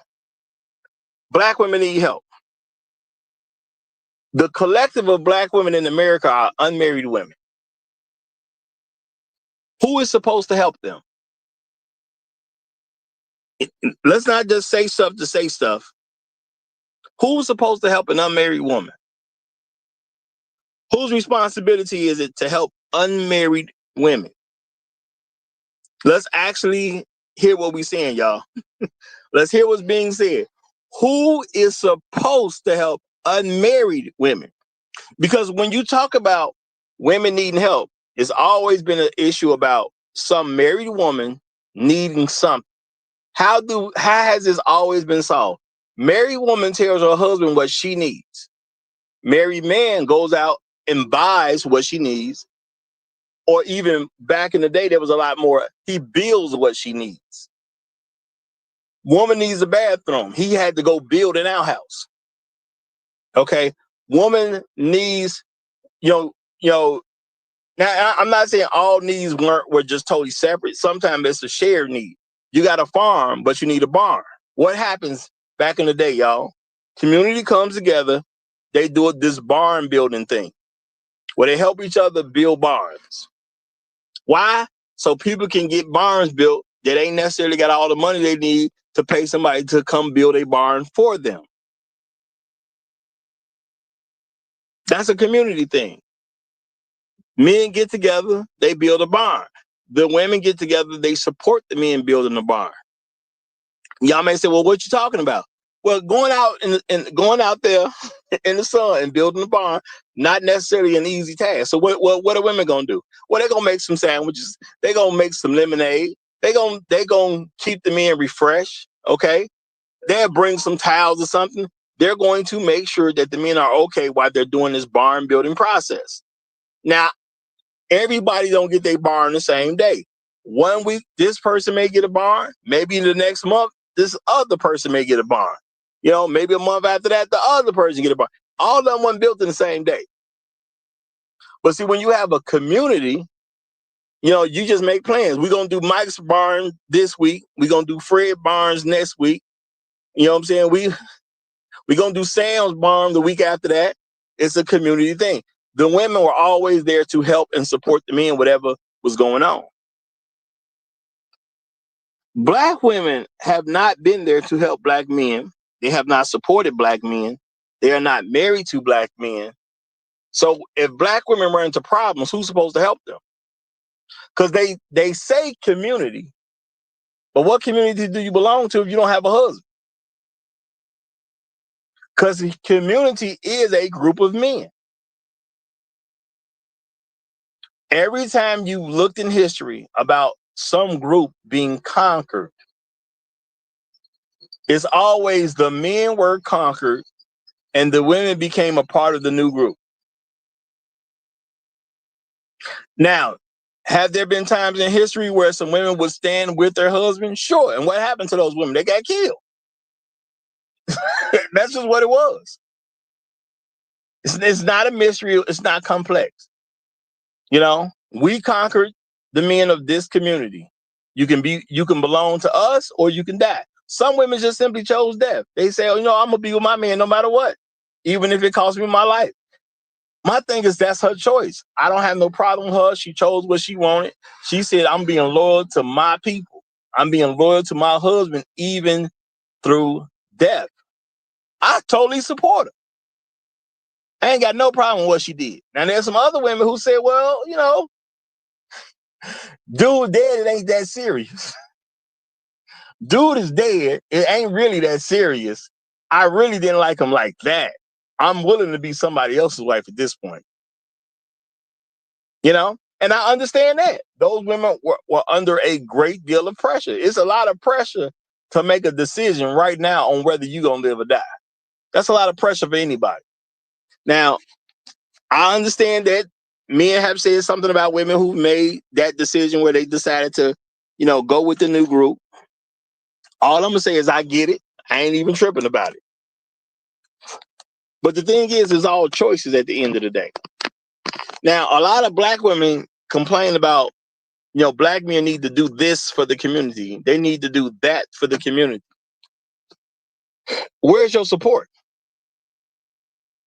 Because let's be realistic, y'all. Let's be realistic. As an able-bodied man, if women say, well, black men need to go do this for the community, right? Now, I got some questions. Let's say I'm willing to go do whatever it is that they want done for the community. Okay, let's say I'm willing to do whatever it is. Whatever you think needs to be done, I'm down. Okay, I'm down. I'm showing up. You tell me where to come. You know, I'm showing up. Let's say we start with something simple, y'all. We're going to pick up the garbage on these lots. We got 3 lots on this block. Ain't no houses there. They junky. They nasty. You know, we're going to clean up the 3 lots. We're going to plant some gardens. Cool. I show up. This ain't that big a deal. We're going to clean up some garbage, move a couple things around, you know, plant, you know what I'm saying? Or we're going to clean up garbage, move up a few things around, you know, get the soil ready. We're going to plant some seeds, you know, create a garden environment over here. Don't sound super hard. Now, let's say the lot takes 5 hours to do. Okay, each lot will be 5 hours. All right, so 1 week we gonna come do the first lot. Now I'm out there for free for 5 hours. I'm out here in the sun for 5 hours because we ain't doing it in the wintertime. So I'm out here in the sun for 5 hours cleaning up stuff so we can quote unquote beautify the neighborhood. All right. Be realistic, y'all. Are women gonna even offer me lemonade? I can come out there and help you beautify the neighborhood. Are you gonna even offer me some lemonade while I do it? Are you gonna even get me some food while I'm working for 5 hours trying to get this thing done? Okay. Who's gonna pay for the stuff to get the stuff done with? Who buying the seed? See, a lot of women want a garden, but don't nobody want to buy no seed. Well, you the man, you supposed to do that. Look, I came down here to put in the labor. Okay. You know, but that ain't gonna never be enough. Cause then it's gonna be like, well, we need some garden tools. Provide your own tools. Go get your shovel from your house and bring your shovel here so we can get this garden up. So now I gotta give free labor and I gotta bring my own shovel to do the free labor. I gotta bring my own rake. to do the free labor. I got to bring my own hoe to do the free labor. Okay? Because y'all know how this go. Well, don't take it home with you because we'll need it next week. We're going to have to do the second lot next week. So you want me to leave my shovel with y'all that I had to bring myself? And I did the labor myself? And I can't even get a cool glass of lemonade? No, I ain't doing that. That sounds crazy to me. See, women will organize a lot of stuff for men to do, and they don't really work. They will do that for strangers to come work for free. But for some reason, women don't like to organize stuff for their own husband to get stuff done around in their own home. Yeah, that's right, because they don't have husbands. The average black woman don't have a husband, y'all. That means she don't want to do anything for a man. See, when you marry to a man, there's a certain status there that you cannot avoid. See, women can talk a lot of crazy as unmarried women. How you gonna be a man's wife and not help keep his life organized? How you gonna be a man's wife and his clothes are not ironed? Okay? How you gonna be a man's wife and you're not helping him keep his schedule? See, women say they want a lot of stuff. Okay, well, to buy a lot of stuff, you need a lot of money. How you gonna be an asset to a man where he can start making more money just because you there? Okay. Shout out to Afro Merch. He say, you got to bring the tools, the dirt, the flowers, and build the garden for a smirk.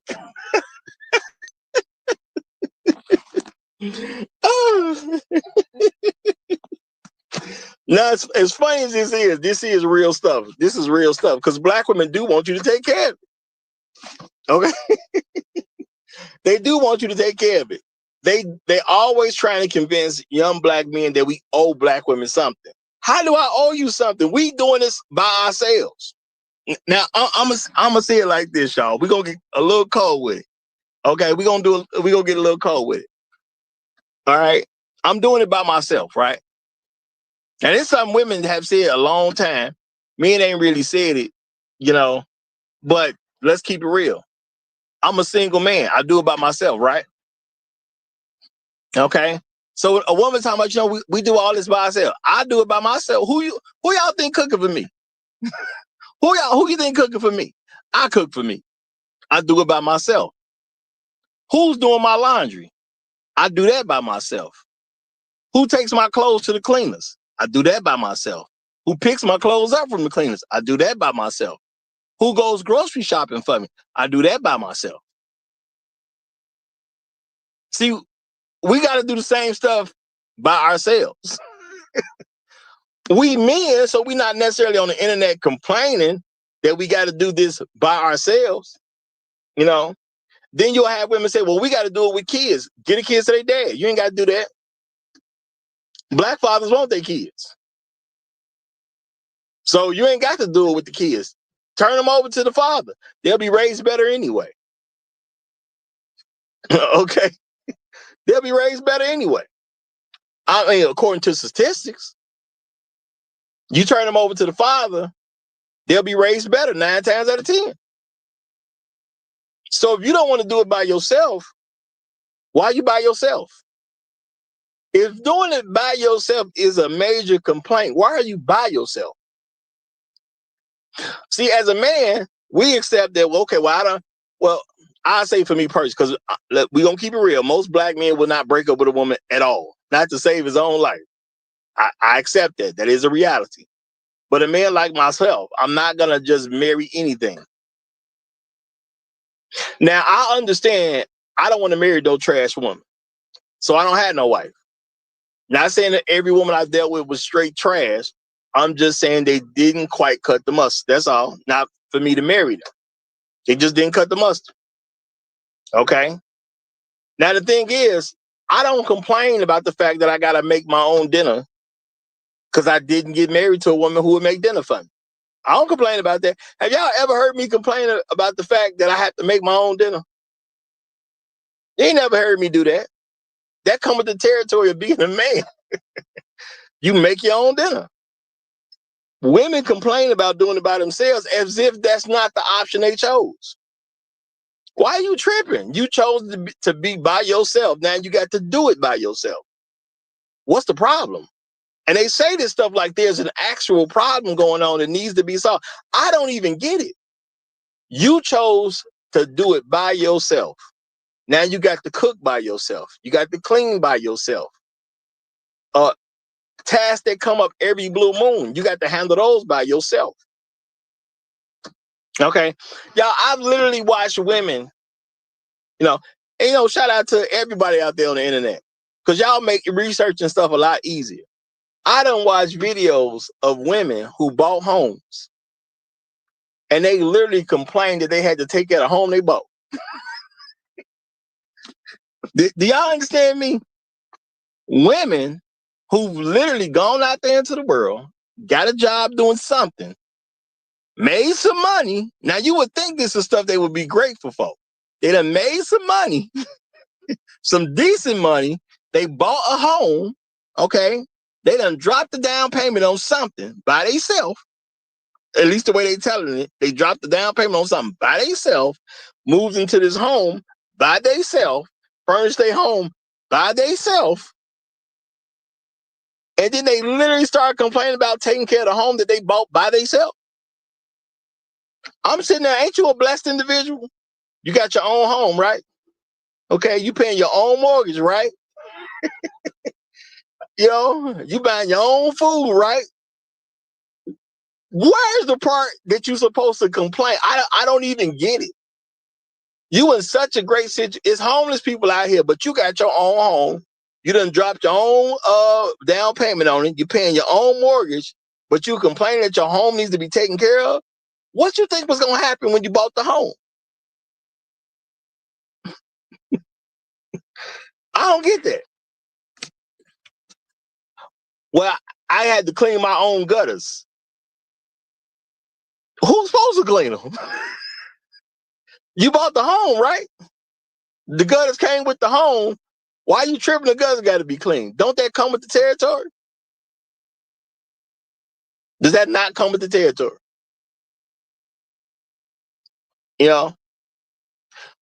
But there's this whole thing about here about black men owe them. And the women do believe it. Because see, when you think about the women who are still trying to date men, it's women complaining out there that men are helping them. I'm sure y'all seen some of these videos out here. Mrs. E plays a funny one. Because I know I laughed at it when I saw it. It's a woman who she say something about you want to call me, call the bill collector. Call billing. She wants you to pay a bill to mess with her.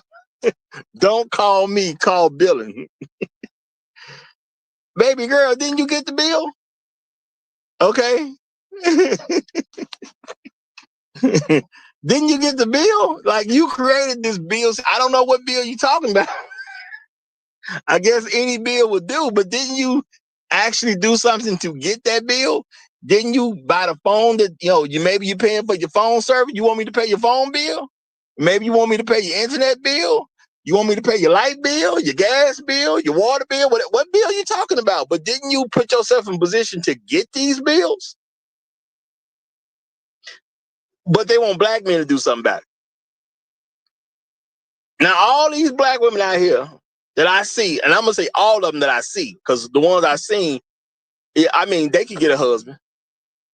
You ain't got to be the most attractive woman to get no husband. So let's not play games about this stuff, y'all.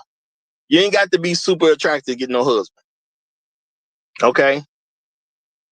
The average black woman ain't super attractive when you start comparing them to each other. Now, I will say they're the most attractive women amongst women in general, but amongst themselves, everybody ain't at the top. My thing is, you in a situation where you should be thanking God for, you got your own house, you got your own car note, They steady trying to impress me and talking about, I'm doing this, I'm doing that. And I'm not saying it's all of them, because of course all of them don't have that, but the ones that do, well, I got my own car, I got my own house, and I need a man to come over and do this and do that. Baby girl, you bought your house because you want the benefit of having your house. Why your house my issue?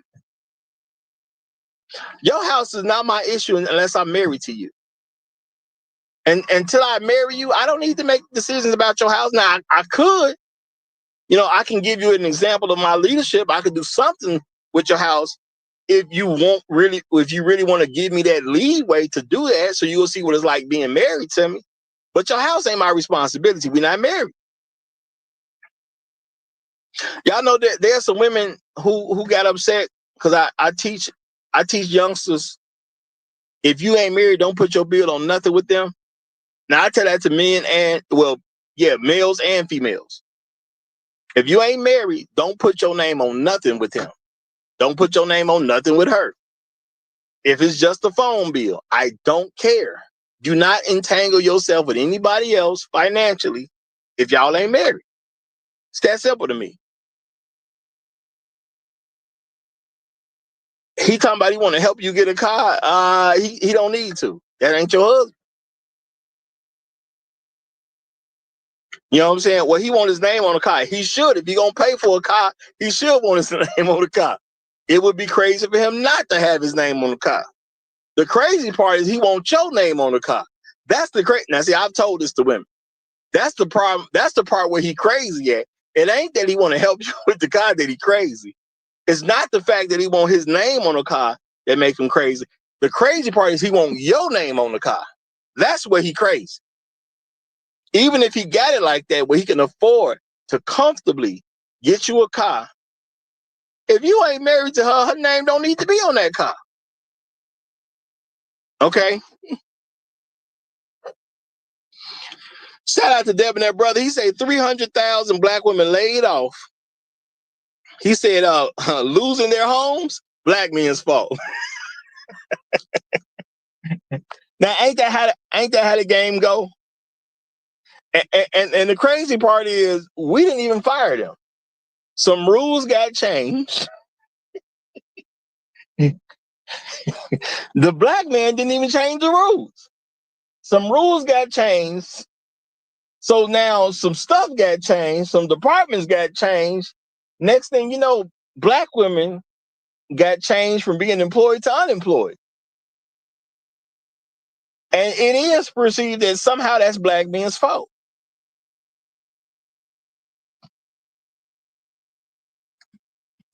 Why aren't you married and working for your husband? That's my question. See, if you was married and working for your husband, the job market wouldn't even be your issue. You be at home making sure he good. You be at home making sure your children are good. All right? But that sounds too much like right. Okay? That sounds too much like right. So a married woman don't have to worry about the job market like an unmarried woman does. I've said it before, one of the proudest moments for one of my friends, one of my proudest moments for him is when his wife was complaining about her job. Y'all know how women do. They complain about the jobs. They said people bother her on the job. And he said, look, you go up to your job tomorrow. You find the boss, supervisor, whatever he said. Find the person who's in charge. You tell them my husband said, because it was a direct message from the husband. You tell them my husband said, either you change my schedule, because she wanted her schedule changed. She wanted to work on a different shift. Either you change my schedule and give me the shift that I want, or this is my 2-week notice. This is coming from my husband. Y'all know the next schedule, her schedule was different. The next time they put the schedule up, she was different. She didn't have to work that schedule that she didn't want no more. With the people who was getting on her nerves, she didn't have to work that schedule no more. Her husband said, you either gonna change her schedule or she coming home. It wasn't even no issue. He was just tired of her complaining about, I forgot the women's name, but he tired of her complaining about, say, Tanya, whatever, and whatever she's doing. He don't want to be bothered with the mess. So he just said, tell him this your 2-week notice or y'all change the schedule. This your 2-week notice. I don't care either way. But what I'm not going to do is that my wife complain about these knuckleheads on her job no more. That's what I'm not going to do. She went to work. Next week's schedule was different because that's how black men operate. So when women have complaints about jobs or they have any type of job issue, my first thing is, well, what your husband got to say about it? Now, if you ain't got no husband, you set yourself up for failure. It just is what it is.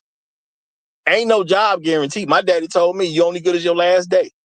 That's what I always had in my mind on any job. You're only as good as your last day because it ain't your job. You don't control it.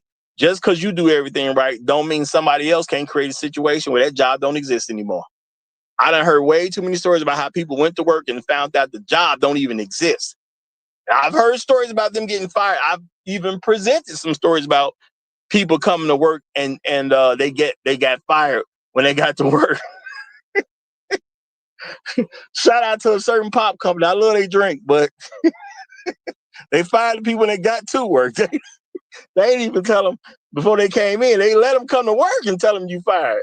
That's cold-blooded. That's cold-blooded, but that's the way the game go. You're only good as your last day. But let me turn the mic over to H Rebels since he done came up. H Rebels, you got it, my brother. How you doing? Yeah, hello to you, Roger. Shout out to you, the folks who are listening. I just was looking at the videos and very interesting topic as it relates to, black men don't owe black women nothing or anything, right?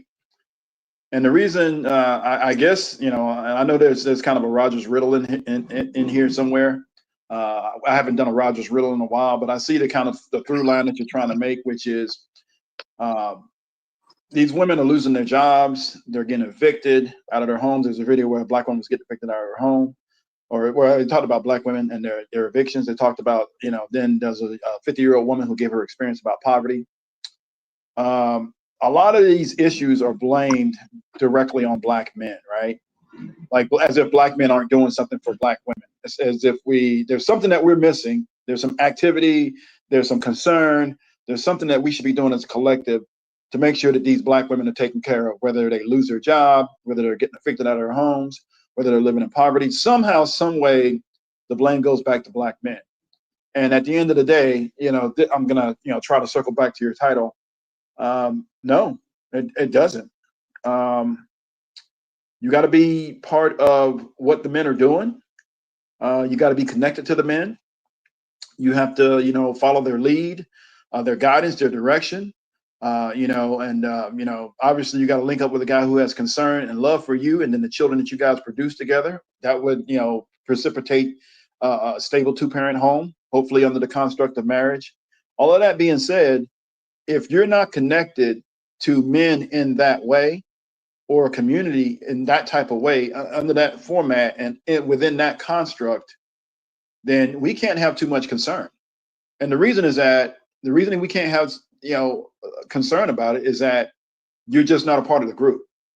Like that's one of the, it's a harsh truth and a reality, but we have to look at it, the fact that women who are not connected to men are not part of the group, and they're out there on their own. So whatever happens to them, happens to them. And then we have to actually, be real about this. This is a choice that they made.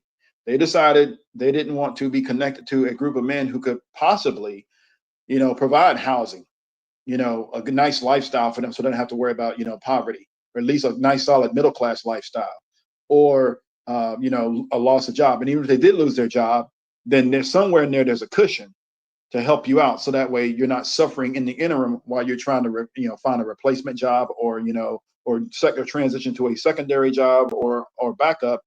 And then, so you can eventually get back to a full-time, work schedule if that's what you're trying to do. So that would be the issue. And that's what's, kind of the through line through all of this. So I know I said a lot, and just real quick, I want to give a shout out to that young man, the young boy who was doing his thing with the Rubik's Cube. He was real good. He was actually frustrated that he wasn't fast enough. Imagine that. 12 seconds, and he's frustrated he's not fast enough. And I get it. He's in a competition, so that's why he's concerned about it. But just it's still in the package, and people are looking at it for 12 seconds. So I'm going, I'm not going to even try to attempt that thing because I can't figure it out.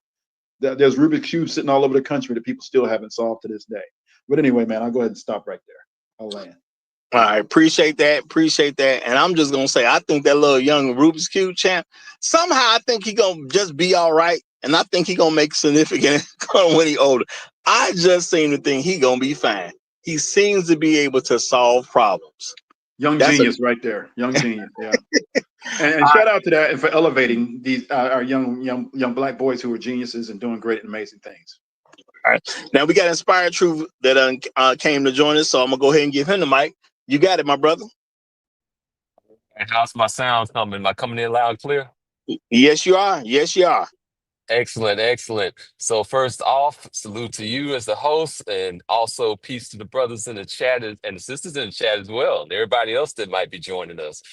So I gotta kind of piggyback on a little bit of what HREF said. I think he kind of hit on something that's kind of like spot on. Like a lot of what we see on the microcosm is what we kind of see on the macro sometimes as well. Like with regards to community and being in community with Black men, like we kind of see this issue where you have some women, I don't want to say all because, they kind of jump into like the all thing, but like you have some women that kind of treat the community like orbiters. Like if you've ever seen like a guy that's kind of like orbiting a woman, but like not actually her man, like getting like the benefits of if that were her man, but not actually being, treated as the man.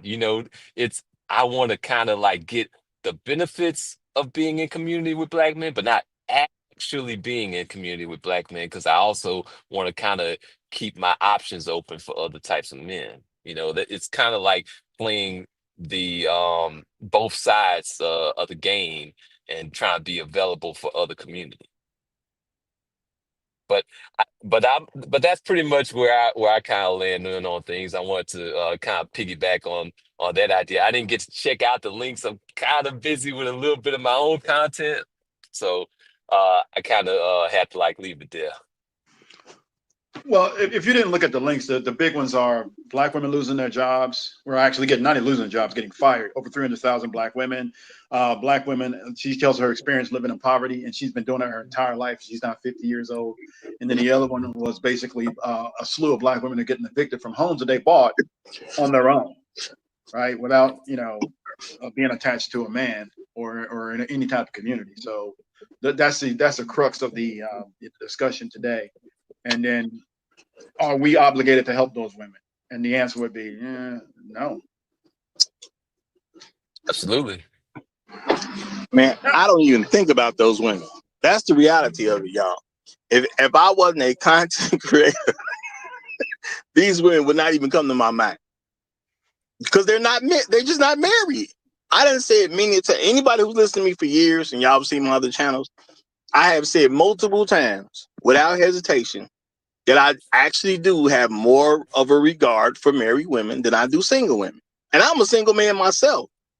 See, a married woman shows me that somebody cared enough about her to put the ring on. She was good enough in somebody's eyes. She may not have been good enough for me, and it ain't for me to measure. But somebody said she was good enough, and I'm going to respect that at the end of the day. Okay? So, yeah, I'm going to put her in higher regard than an unmarried woman. It only makes sense at the end of the day. And the through line is all these women that we're talking about with the links, these are a bunch of unmarried women. How are they our problem? Real talk, y'all. I mean, I don't know what y'all experience in life. I have been told to help people before. Okay, you know who I'm usually told to help? Somebody in my own immediate family. When I was younger, I'm talking about my brothers and sisters, my mom and my dad. I've been told to help my uncles and aunties, my cousins. I've been told to help my grandparents. I've been told to help people at the church. Mom and dad got friends. They go to church together. We help them. They help us. Like, it's always a reciprocal type of situation. What I really haven't helped is a bunch of strangers. Now, my father and mother don't have no issue with helping strangers. I know of times they've helped some strangers here and there. Okay. They do believe in charity. I believe in charity, but I want my charity to matter. And the more I thought about charity and want my charity to matter, I have had to change who I would help. Because I can throw money away, which is just like me throwing it in the trash can, or I can give it away to somebody or some event or some issue that I believe would actually help somebody. I just try to be careful where I give charity to make sure wherever I give it, it's going to actually be a blessing to somebody for real. You know, but if I just give a money to some woman on the street, especially if we got her kids next to her and she got some sign up talking about how she need help, that's probably guaranteed I'm just throwing my money in the trash. I cannot help a woman in American society who is homeless, because there's literally no reason for one to be homeless, especially if she got kids. Let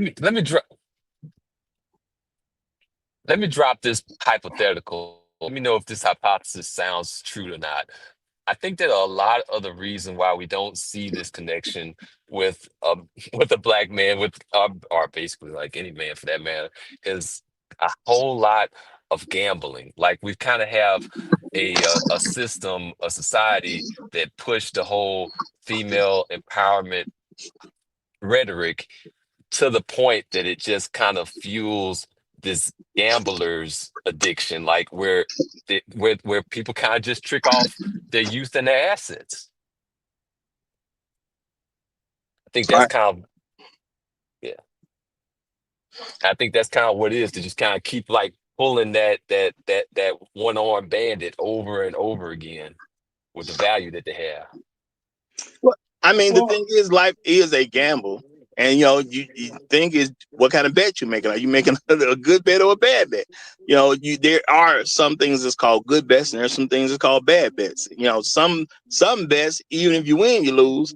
Some bets, even when you lose, you win. But I'm gonna address this real quick, y'all. There's somebody in the chat named RBG Boxing. Now, RBG Boxing, I don't know who you are, so don't take this person, okay? Now, I said something about I don't think about these women at all. His response is, if that's the case, why make videos about this? I literally said, if I was not a content creator, these women wouldn't even enter my mind. So you literally asked me a question that I clearly answered before you had time to type the question out.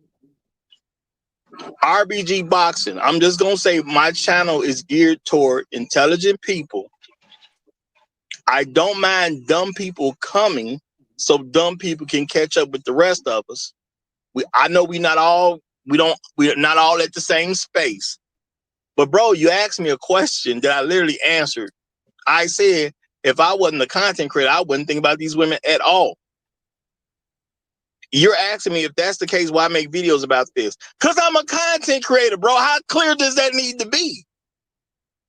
Now, I'm not calling you stupid, but I do say stupidity is a choice. For you to make that comment when I said what I said means you chose to be stupid. Are you an actual dumb person? Probably not. I'm going to give you benefit of the doubt. You may not be an actual dumb person, but I had already answered the question before you could type it up. Why weren't you listening? It's dumb to be here and not listen. That's not smart. But I'm going to move on from that. I'm not saying you're a dumb person, but you should think about what you're going to do dumb in public. I will say that. Well, so Roger, that's actually, I'm not going to say it's a good question. I'll just say this actually relates, right? Because I'm going to tell you why his question or that person's question relates. That could be a man or a woman, I don't know. Is that I'm listening to a live stream, a discussion. I didn't go up on the panel or anything, because now I'm just kind of listening to the discussions a lot, or at least in my spare time, or when I'm brushing my teeth or getting ready for work or something, or to leave the house, whatever. But the thing is that they were literally talking about this. There was a discussion about this, and one of the guys on the panel said, "So black men, FBA, whatever. What y'all gonna do about all those 300,000 black women that done lost their jobs?" Like, people are putting responsibility on men who don't even have any connection to these women to give them a solution for a situation It has nothing to do with, they have no connection to these men. It has nothing to do with those men. These men don't know these women from a can of paint. But people in society, general society, is putting responsibility on Black men specifically to take care of women who aren't even connected to them. Because, this is, and I hope I'm not, violating our back chat rules here. And No, you good. You good. If you give me permission, I'll share some of what we I'm talked saying about, and it won't be embarrassing. You're presenting what you're presenting. You ain't said nothing about what we actually talked about. Okay. You see what I'm saying? You ain't said I said this and you said that. You just presenting information right now. Go ahead, brother. Okay. So you are not in violation. But the thing is that, I'm talking to other men about this, and I'm just perplexed as to how and why somehow we're responsible for women we have no connection to. Only 25% of Black women are actually married to Black men. All right. And so the majority, I'll just say the majority of those Black women are married to Black men. So those are the women that we're looking out for and feel an attachment to. If you're a Black woman and you're just out here doing your own thing, you have no connection to nobody, you're not part of any community, you're part of any immediate family, then why would random Black men have concern? Like, it doesn't even make any sense. Because if that's the case, and I'm gonna do this, and I don't want to make this racial or anything, I'll just say, if that's the case, if random Black men have the necessity and a requirement to care about women or Black women particularly, then that means the requirement is on all men. Then we got to take care of not only just Black women, but we see a random white woman, we got to take care of her too. We got to take care of this loose Asian woman who ain't connected to nobody. A Hispanic woman shows up, you ain't got a husband. Yep, come on over to Black men, and we'll just make sure you're squared away. No, we're not doing that. No, these women are not our responsibility, because not so much they're not part of our race, but they're just not connected to us in any way. You just talked about how when you were helping people out as a young child and a young man and going into all throughout your life, everything had to do with a connection to community, immediate family, extended family, community members, and people that you are very friendly with and you interact with, and it's quid pro quo. And even if you don't get a favor back, you know that if you need a favor, it might be there. It's probably going to be there for you because you've done something to help them in the past. So people do this thing where they put requirements on Black men that they don't put on everybody else, which is, Black men are getting tired of that, by the way. And then they have these expectations, unreasonable and ridiculous expectations that they don't even think about or putting on the collective group of men. That's just, okay, you're Black, you got to take care of Black women no matter what. No, we're not doing that. The community says no. That's what the Black male community is saying. No. Yeah, you have a real argument that you just made there. It's not even like a slippery slope argument there either, because you have your family, you have the community, and then you have the nation. So if we're going to kind of expand that out, then yeah, we would be responsible for all other women. And see, my thing is this. Well, as a child, I help whoever my parents tell me to help. It's their decision, not mine. I became an adult. Now, my thing is, you an adult. If you still live with your parents, you still under their roof.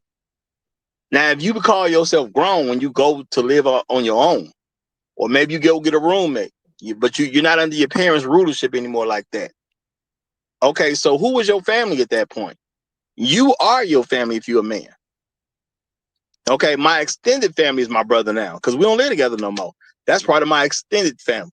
Okay, now when we was children, lived in the same house, we wasn't extended. We was, you know what I'm saying? We was immediate family. But now that we live in separate homes, that's extended family now. My home is gonna be fine before my brother's home gonna be fine. As far as I'm concerned, his concern should be his home is fine before my home is fine. Because we're extended family. Now we need to look out for each other. Sure, ain't no biggie. You know what I'm saying? We're gonna look out for each other because we had that type of relationship. But it is unreasonable for me to assume that my brother should help me if he cannot help himself. That's an unreasonable assumption. Look, bro, come on, man. I need this bill paid right here. I need another $100. If he say I got to pay my own mortgage or I got to pay my own rent, I shouldn't be looking for him to help me. His money preoccupied. It is dumb for me to think that he finna help me and not pay his own stuff. That's dumb. Okay? Now, what does got to do with women? It's dumb for you to think I'm going to pay you and I ain't pay for my own stuff. You're some woman that doesn't live in my home. How are you my concern? You just not that big a deal. I'm not connected to you. I don't owe you squat. We don't associate. Your problems don't belong to me. Now, I can choose to make your problems mine, but I don't see no benefit in that choice. And that's just real talk, you know? So at the end of the day, when you're a woman, you live on your own, that was a choice you made. You could have stayed with your parents. Heck, I would advise women to stay with their parents until you get married. Why? Because a lot of these responsibilities out here that women don't like to deal with, you can avoid them at your parents' house. You know, do y'all understand how crazy it sounded for me to see? I mean, somebody, you know, just put a bunch of people's videos together, and I literally sat there and heard women complaining about paying for their own house. You got into society, you became successful enough to buy your own home. You are not struggling, and you complain that you got to clean your own gutters. It's homeless people out there. And you worry about cleaning your gutters, not somebody else's gutters. Your gutters. You know Yeah, what's you're messed not up? actually. You know what's You're not. messed up? If you had a husband, he'll go out there and clean the gut. Like most men take care of all the maintenance stuff for the house, right? And I'm not saying that's necessarily a gender assignment duty that's only for men, because you know, you look at the shows, you got women who do home improvements. We get all of that. There are women who are better home improvement specialists than me, right? And I get all of that. That's their job, that's their livelihood, so they got to be better. My thing is that, you know, car maintenance or vehicle maintenance, motorcycle, bicycles, anything that moves, the home in general, anything that's inside that home, men generally want to take care of it, because basically we're the ones paying that big ass mortgage, right? So obviously we're going to take care of it. But the other part of it too is that when that water heater goes out, you know, even if we can't fix it, we're still generally the person that coordinates the repair in order to get it done. And you know what? You know what a lot of men do that we cheat. We're standing right there while the repairman's working on it. So that way, if it goes out again, or there's an issue or problem, we're going to be more inclined to be able to do it, to be more inclined to be able to fix the minor things ourselves versus, you know, calling in a specialist. That's kind of how men do business. Well, hey, it's so obvious that a repairman, well, I ain't gonna say what the white folks do, but I know amongst the black folks, the repairman will come and he'll just tell you how to do it as he's doing it. Because he know we about to get paid this time, but you ain't finna call us again. So he just gonna tell you how to fix it. Why? Because it's a black man looking out for a black man. Yeah. Let me show you what your problem is. This is what you need to do right here. You got to take this part out, you know, pull this out from behind here, replace it, boom, boom, boom. He give you the whole rip, you know, and show you what the instructions are. Here goes some instructions. So if you go out again, all you got to do is do this. Now, of course, you can call me if you want to, but all you got to do is this right here. And we good at that point. That's a brother looking out for a brother. Now, I don't know if the white repairmen do that, because I don't have a whole lot of experience with white repairmen. You know what I'm saying? I don't have a lot. You know, I try to go with black folks. That's just me. And that's what I seen growing up. So, you know, I ain't saying the white repairman ain't going to do it, but I don't really remember them doing it. That's all I'm going to say.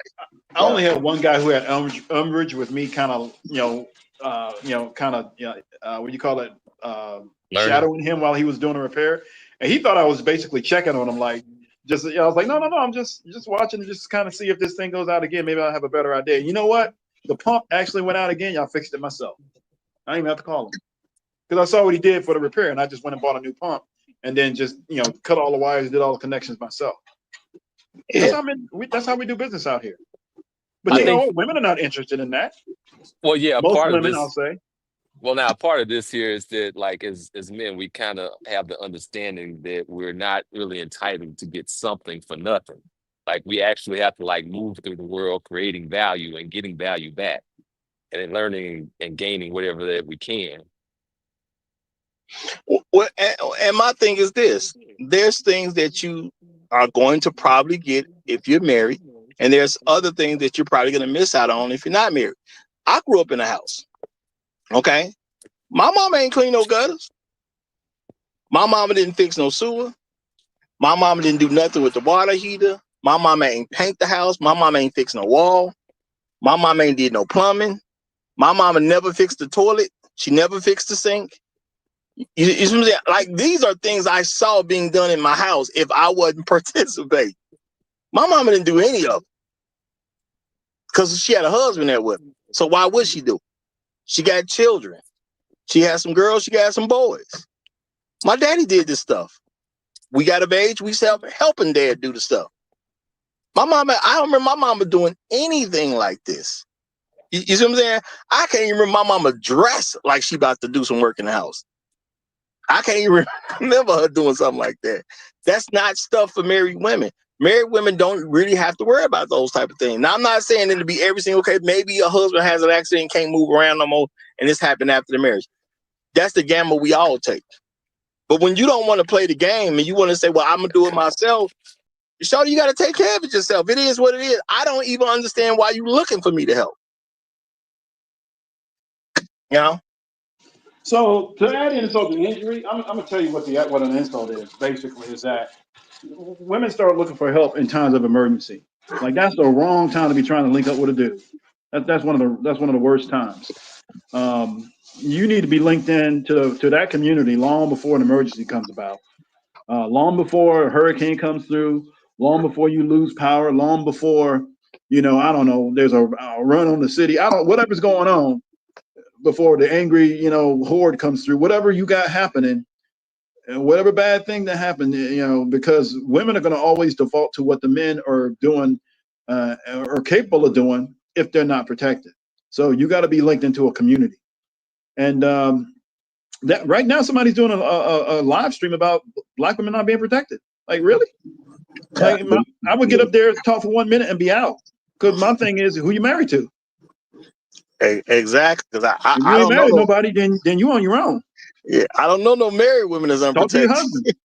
Talk to your husband, and if you're not, and if you don't have a husband, you better be a widow.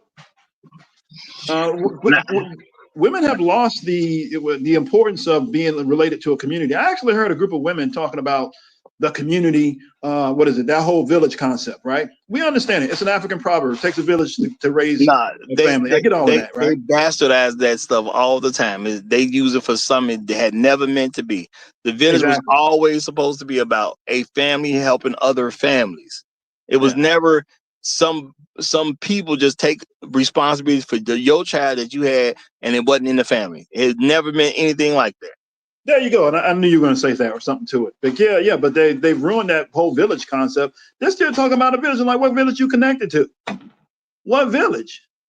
Where are the men in your village? Men, I'm telling you, Roger, I've been in discussions where I've had to correct people. Well, a community is men, women, and children, with the men leading and everybody going in the same direction. Matter of fact, that's what the community actually is. People with the same ideas, beliefs, ideologies, all working towards progress in the same direction. I got to correct you.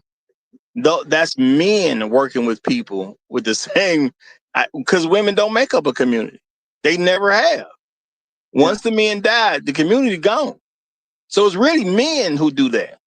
Now, women can participate if they want to, but it's never their responsibility, and it's never going to be an issue for them. And if the women are alive, your community don't exist. So they're just not part of the. We got to really start accepting stuff for what it is. And I'm not saying you like technically wrong or whatever. I'm just saying there's stuff that's said, but when you examine what's said in real life, it does not add up. Women do not make a community. That just don't add up in real life. They just don't. They participate in the community that men have. Well, but Roger, that's why you have people having serious discussions. These are not BS discussions. These are serious discussions about Black women not being protected. 300,000 Black women lost their jobs in the past 6 months. What you Black men gonna do? Yeah, they're having serious discussions about this. No. I mean, that's fine that they are, but they should be over here. Number one. Number two, the solution is evident. If my wife lost her job, my job is to make sure she's good because she lost her job. That's it. It's not a mystery. It's not a mystery. It's actually interesting. The more connected you are to community, the more likely you are to actually get some help if you lost your job, at least temporarily. And then people in the community is going to actually, they could get you a job right away. And one in the interim, and then one for the long term for the career that you're looking for. That's what a community actually does. I was just going to say that's what men do on a regular basis. Yeah, man. We the other night, that department closed down. Jackie lost her job. She used to work with such and such department. Oh, she did? Was she looking for work? Yeah, she's looking for work right now because they hiring on my job. Okay, I can get her in. Real talk. Somebody might actually even be a manager. Oh, I can hire her. Okay. Or you talk to a man who actually owns a company. Look, talk to such and such. You go there, you come down to this address, you ask for Sean, and you tell Sean that Mr. Copper said that he wants you to be a secretary, and that's it. And you right in there. That's how it goes. That's called community. But see, when you don't have a community, you don't have people looking out for you like that. So my thing is, yeah, some black women lost their jobs. What you want me to do about some black women I don't even know who lost some jobs? That I don't care nothing about the job they lost. They weren't working for no black man in the first place. If they was working for a black man, they probably wouldn't have lost the job. Now you can take that in the home or out the home. You see what I'm saying? Because if a black man starts a business, he's trying to make sure his business is successful, which means ain't nobody getting fired. That business got to come apart before people get fired. But if you're not married to one, what are you supposed to do about that? I don't care that you don't have no job. I'm a single black man in America, man. I don't care about no woman who ain't got no job. That's not no real concern for me. Do y'all understand if my sister called me and say, hey, bro, I lost my job, I'm be like, okay, cool, and just keep on talking. Why? Because it's not going to really register to me as something that needs to be done about. They married. That's her husband's issue. It ain't my issue. Now, if her husband make it an issue, then cool. Now there's something for me to do. But they married. Them not having a job is their husband issue. Now, I'm part of the community if he reach out. It is what it is. But if he don't reach out to me, obviously it's not a concern. I don't know why that's hard for some people. Okay. Shout out to Devin, our brother. He said they are not having a serious discussion. They are engaging in slander and ossification. Brothers got to stop undermining themselves by tabling nonsense. Now, I'm going to agree with you. I'm pretty sure people are not having any type of real discussion with any real solutions. And they're just talking to be heard. Because again, a lot of folks just doing this strictly for money. And that's just what it is. I ain't going to never get into telling y'all who to listen to and who not to listen to. That's on y'all at the end of the day. If you listen to some nonsense, man, you was in control of your own ears. I didn't tell you to listen to nobody's nonsense. That's on you. Okay? Now. Well, Roger, they are having serious. It sounds serious to me. Like these people are serious about these discussions. There's discussions going on all over the place that people are serious about that are not really truly serious, because you and I know better. But what I'm saying is that to them it's a serious issue. To them, because I'm gonna say if they was having a serious discussion, the conclusions ain't that hard to get to. They become to the same conclusions that I'm presenting over here. Same conclusion that a lot of my guests have presented. If they were serious, they come to a very legitimate, understandable conclusion. It ain't serious because they're not doing it. They just playing with people. And like I said, a lot of folks just doing stuff for money, But I ain't going to get into who's doing for what. That's on y'all as the listener of what y'all want to take in. Do your thing. Now, I don't know. Royal, I guess it's supposed to be, Royal Land Ninja. He said you should put in the title modern day women. Why? Why should I put that in the title? What difference does it make? You can go back to yesteryear. The women weren't complaining about what they didn't have. Do you remember anything about in yesteryear that women was talking about what men wasn't providing for them? So you don't need to put modern anything in there, y'all. This is a real thing. It doesn't make a difference whether it's happening now or through 20 years from now, 40 years from now, 100 years from now. if you complain about what you ain't got and you ain't got no husband, who you talking to is gonna matter. I literally just said, if my sister tell me she don't have a job, that's not my concern until my brother-in-law brings it to my attention. See, I don't care whether my sister got a job or not. She's not my wife. She's just my sister. You see what I'm saying? So I have no real concern on if my sisters go to work or not. I don't actually care. I do not call them and ask them how was work. I barely can remember what my sisters do. Okay? Real talk. I'd be having to think about what my sisters do. Because that's so how I'm so uninterested in what they do for a living. My sisters, my sisters got married like smart women have, so they can be straight. They good. I don't have to think about anything that goes on with them on no day-to-day stuff. Now, if they ask me to babysit or something, cool. Hey, can you watch your nieces or your nephews? Okay, cool. I got you. No biggie. But I ain't worried about them day-to-day living. That's not even my concern. You know? And I'm not saying y'all are overdoing it by knowing what your people do. I'm not saying that. I'm just saying sometimes I got to stop and think about it. Okay? I got to stop and think about what they actually do for me to even tell you what it is. Because that's how little it comes up in my mind. Because I'm not married to them. They're not my wives. They just my sisters. They good. You know, I like my brothers-in-law. You know, they good people. My sisters married well. So Roger, I know you're not one for praise.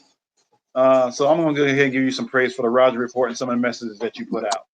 And because I didn't even think about this until I heard you say it. And I heard you say it a few times and I really started to think about it and look into it. And it actually makes sense. You said something about if a woman is married, that actually gives her a lot more. Well, maybe I'm saying it wrong, but I'll just say the fact that she's connected to a man and a husband, a legit husband who actually is doing all the stuff he's supposed to do and he's respected in the community, she actually has clout and some level of power and authority by virtue of being her connection to him. And other men will give her respect.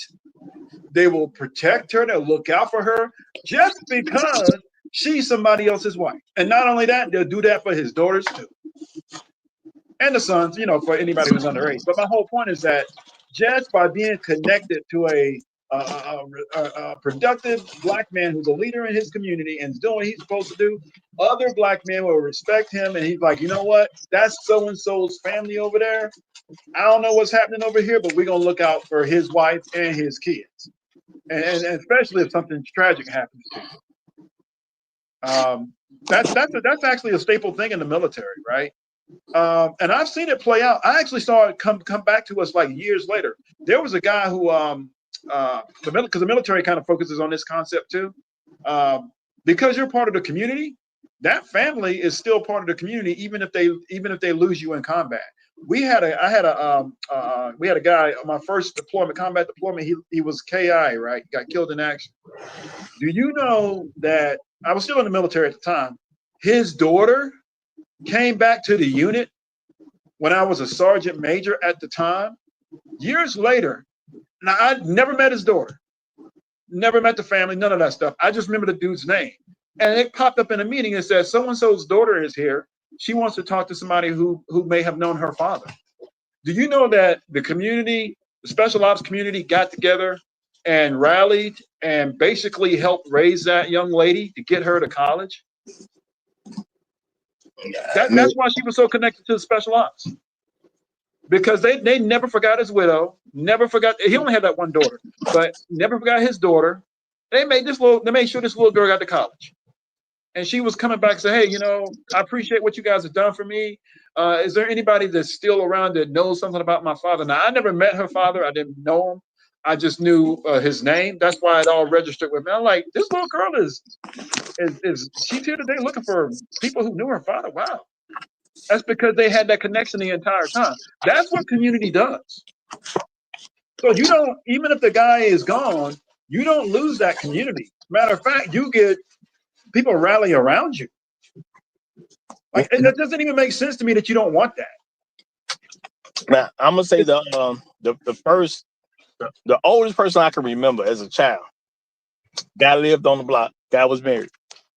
I don't remember his kids or anything like that. He was like a really old guy when I was a young kid. Okay. I'm just gonna call him Mr. Jefferson for now. Because that wasn't his name, but I'm gonna call him Mr. Jefferson. Mr. Jefferson, I remember him and his wife. They were just very old to me.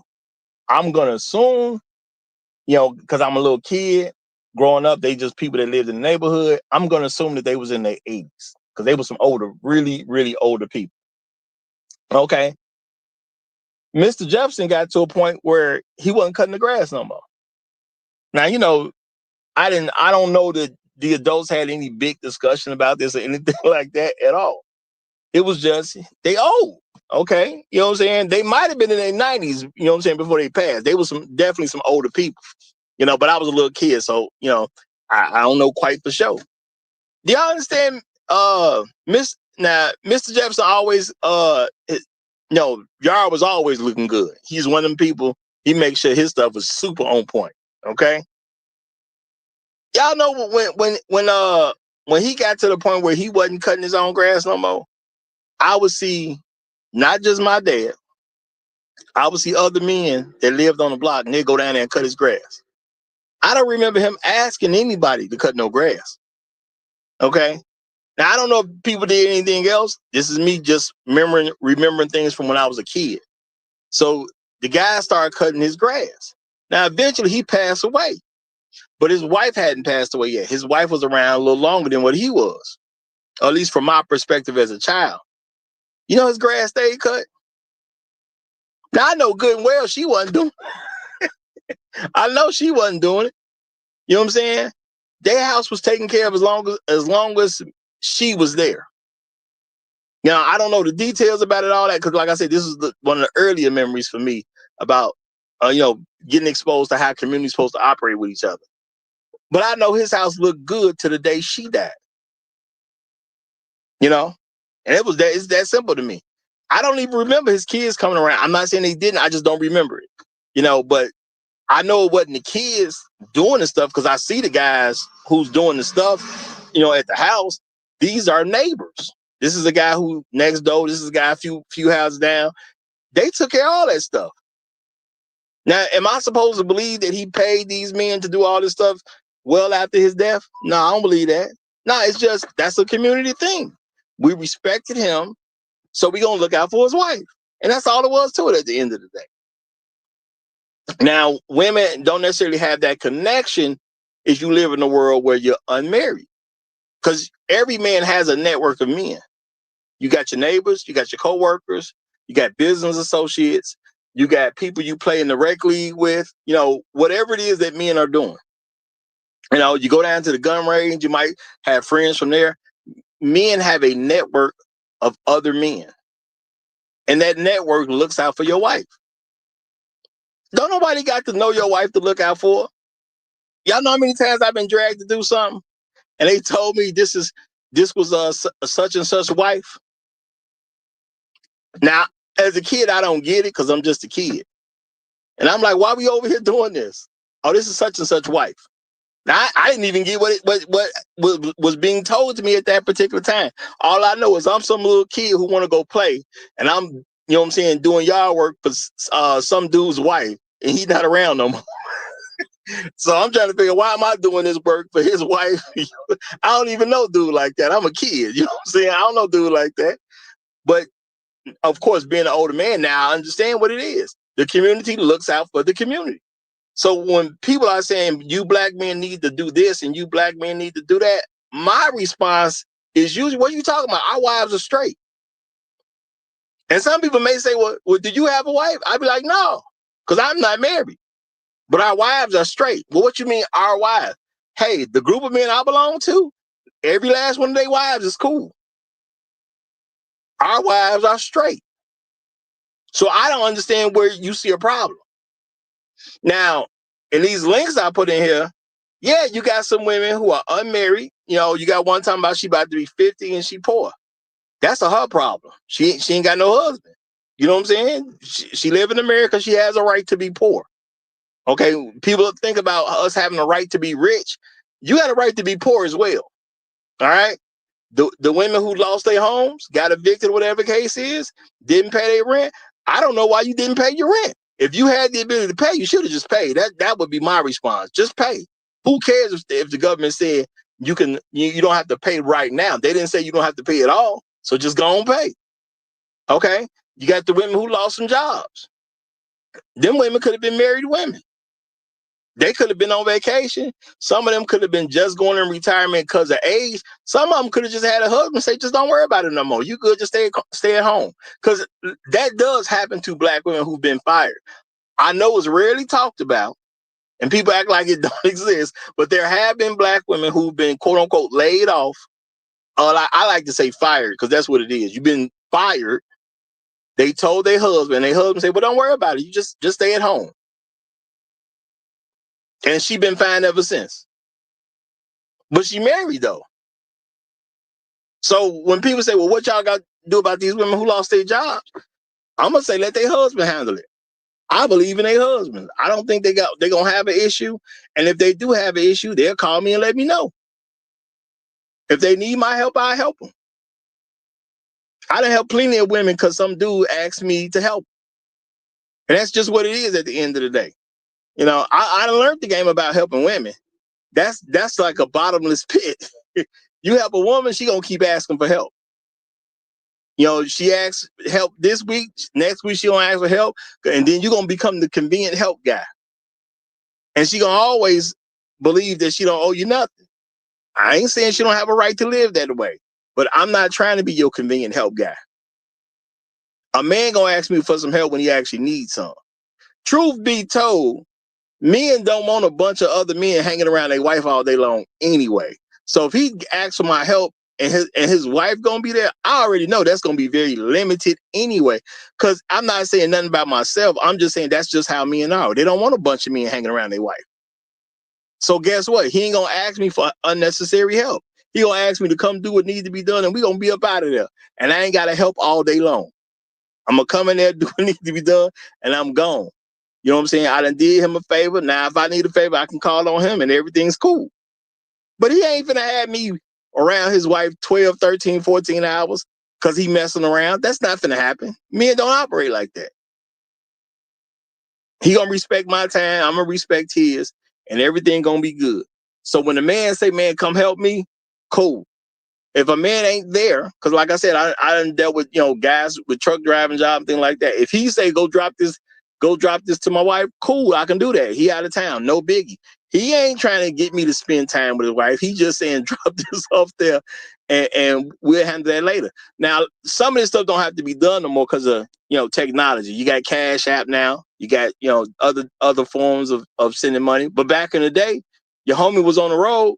He like, man, can you drop $300 off to my wife? You just go take it. It is what it is. Now, his wife, I'm not looking to get paid from his wife. He's paying me the money back when he get in town. Just is what it is. You know? So I see a lot of benefits that women get when they marry. I do understand that women aren't getting certain benefits when they're not married, but because they're single women, I don't think we owe them nothing. And now we got the majority of Black women who are unmarried, which means the majority of Black women are owed nothing. That's why the title say what it say, y'all. Black men, we talk about collectively, owe Black women collectively nothing. Because Black men collectively are not married to Black women. How we owe you something if we ain't married you? And if you say, well, y'all should have married us, all you got to do is be good enough to marry, and we will. But you have a responsibility to be good enough to be married. And this is something that a lot of Black men don't say, which we should say a whole lot more. Y'all, a lot of folks got caught up in that high value man stuff to a ridiculous point. You really have. You know, well, if she wants a high value man, she ain't finna get no high value man. Why are we talking about him? Okay, that's a small select group. Let it go. She ain't finna get one. What she needs to focus on is somebody who will take her. And she needs to figure out how to be good enough for that man. The reason that women are not married, it ain't because of what a man didn't do. It's because they aren't qualified to be married with any man. If a woman tell you No, I would marry a guy, but the guys ain't up to par. She don't know what she's talking about, and she don't even know her place. Her job is to be good enough for a man to marry. It's not the other way around. The world has a cruel way of showing black men that they not up to snuff. No black man got to worry about being good enough for you. He just needs to be good enough for himself. And women who say, well, this guy, well, you know, you guys, y'all don't want to go to work and all that. All she's doing is telling on herself. She talking about the type, because most women want to make stuff personal, even if they coming at it from a non-personal position. When they say stuff like that, that means she like having sex with men that don't go to work. That's all that means at the end of the day. It's not that she can't find men who are good enough. She ain't going to the job to check for none. It's people that work 24 hours a day in this country. I can't tell you how it is all over the world. But in America, a black man is at work 24 hours a day. Did she go to the job to look for one? We know she ain't looking for no husband in college. You know what I'm saying? We know that. Okay. Some guy working on a degree has no appeal to her. She ain't going down to nobody's job looking for no husband. So if you telling me, well, these men ain't doing nothing, no, those are the men you like hanging around. Because there's a black man that works 24 hours a day. Which hour of the day that you didn't work? Because I done worked all 24. Real talk. What hour of the day you didn't work? And that's for any black man listening. So if women gonna say men ain't doing nothing, they just lying. They not looking for those men. And y'all, there is things that are supposed to happen. If I refuse to get up and go to work, I'm supposed to be broke. It's not even a mystery. What I expect to happen if I won't get up and do nothing? I'm supposed to be broke. So you got women who don't have husbands and they getting evicted. Ain't that how it's supposed to be? You didn't have a husband. The government said COVID happened and you don't have to pay your rent right now. We'll worry about it later. Okay, the COVID situation cleared up. What y'all think was gonna happen? The landlord been wanted their money. You see what I'm saying? Because them landlords, a lot of them still had mortgages on some of these properties that they was renting out. Did you hear something about they didn't have to pay? No, it was landlords dealing with some tough situations, so they been wanted their money. What you think was gonna happen to you? They gonna get evicted. All right. Actually, quite a few of them used the C-19 situation as a way to get rid of residents who didn't pay. Even though there was a moratorium, and then on top of that, incoming residents had picked up a higher rent because they were trying to make up for the loss of those 6 or 7 or 8 months that other people weren't paying. So there's a lot going on in that time frame, and people were finding out a lot of hard lessons. One thing I would suggest, and this is hopefully is related to the topic, is that you got to get into a lot of work. Before you say it, let me just say again, my daddy taught us when we was little children, you got to pay wherever you stay. Ain't no getting around paying. Yeah. If you would accept that there's no getting around paying, you would never set yourself up to be in a situation where you about to get evicted just because COVID happened. You would understand you better figure out how to pay anyway. But go ahead. Yeah, you got to get yourself in a line of work, in a career that's not 100% recession proof, but about 85 to 90% recession proof. That's not always easy to do, but I mean, you really have to study the market, and you really gotta, take, even if you don't like the career specifically, even if all you're doing it for is just the money, okay, then at least you're getting something out of it, whether you like it or not. But most times, people have interests that they are going they gravitate to, that allows them to actually find employment in and around that field, even if it's not a direct interest, right? So, but on top of that, you got to think about, okay, so what happens if, the outside of, Galactus arriving on the planet and trying to destroy the entire planet? I mean, we can't really work. That's an Avengers level threat. But as far as you having a place to live and figuring that out, you got to plan your life early on. And by the way, you got to give yourself enough time to make transitions so that way you can plan for your early life, and then your middle, and then especially your later life. That you attach that video to a 50-year-old woman who's been in poverty her entire life. Okay, so I couldn't listen to the whole thing, but I'm like, okay, so how does that even? What you doing? What you been doing that's your whole life. She's gonna go into her 60s. Like, you can't make up the difference at 50. I'm gonna tell you that right now. You cannot make up the difference at 50. One of the reasons, so guys know I'm military. One of the reasons that people actually stay in the military and they get that retirement is for the benefits. The medical and dental, it's not free, but it's reduced, significantly reduced, right? And also by virtue of the fact that most of the injuries that you have anyway are military related.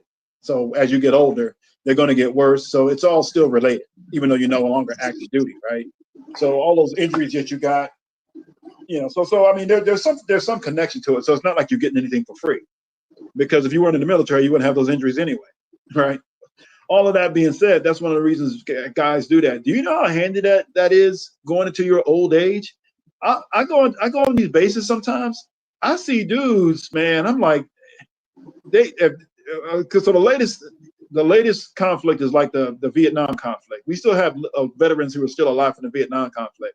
Most of the Korean War veterans, they're gone. Obviously, the ones from World War II. But I used to see World War II veterans. Like, they used to pop up sporadically. Now you don't see them anymore. But I mean, these old dudes, man.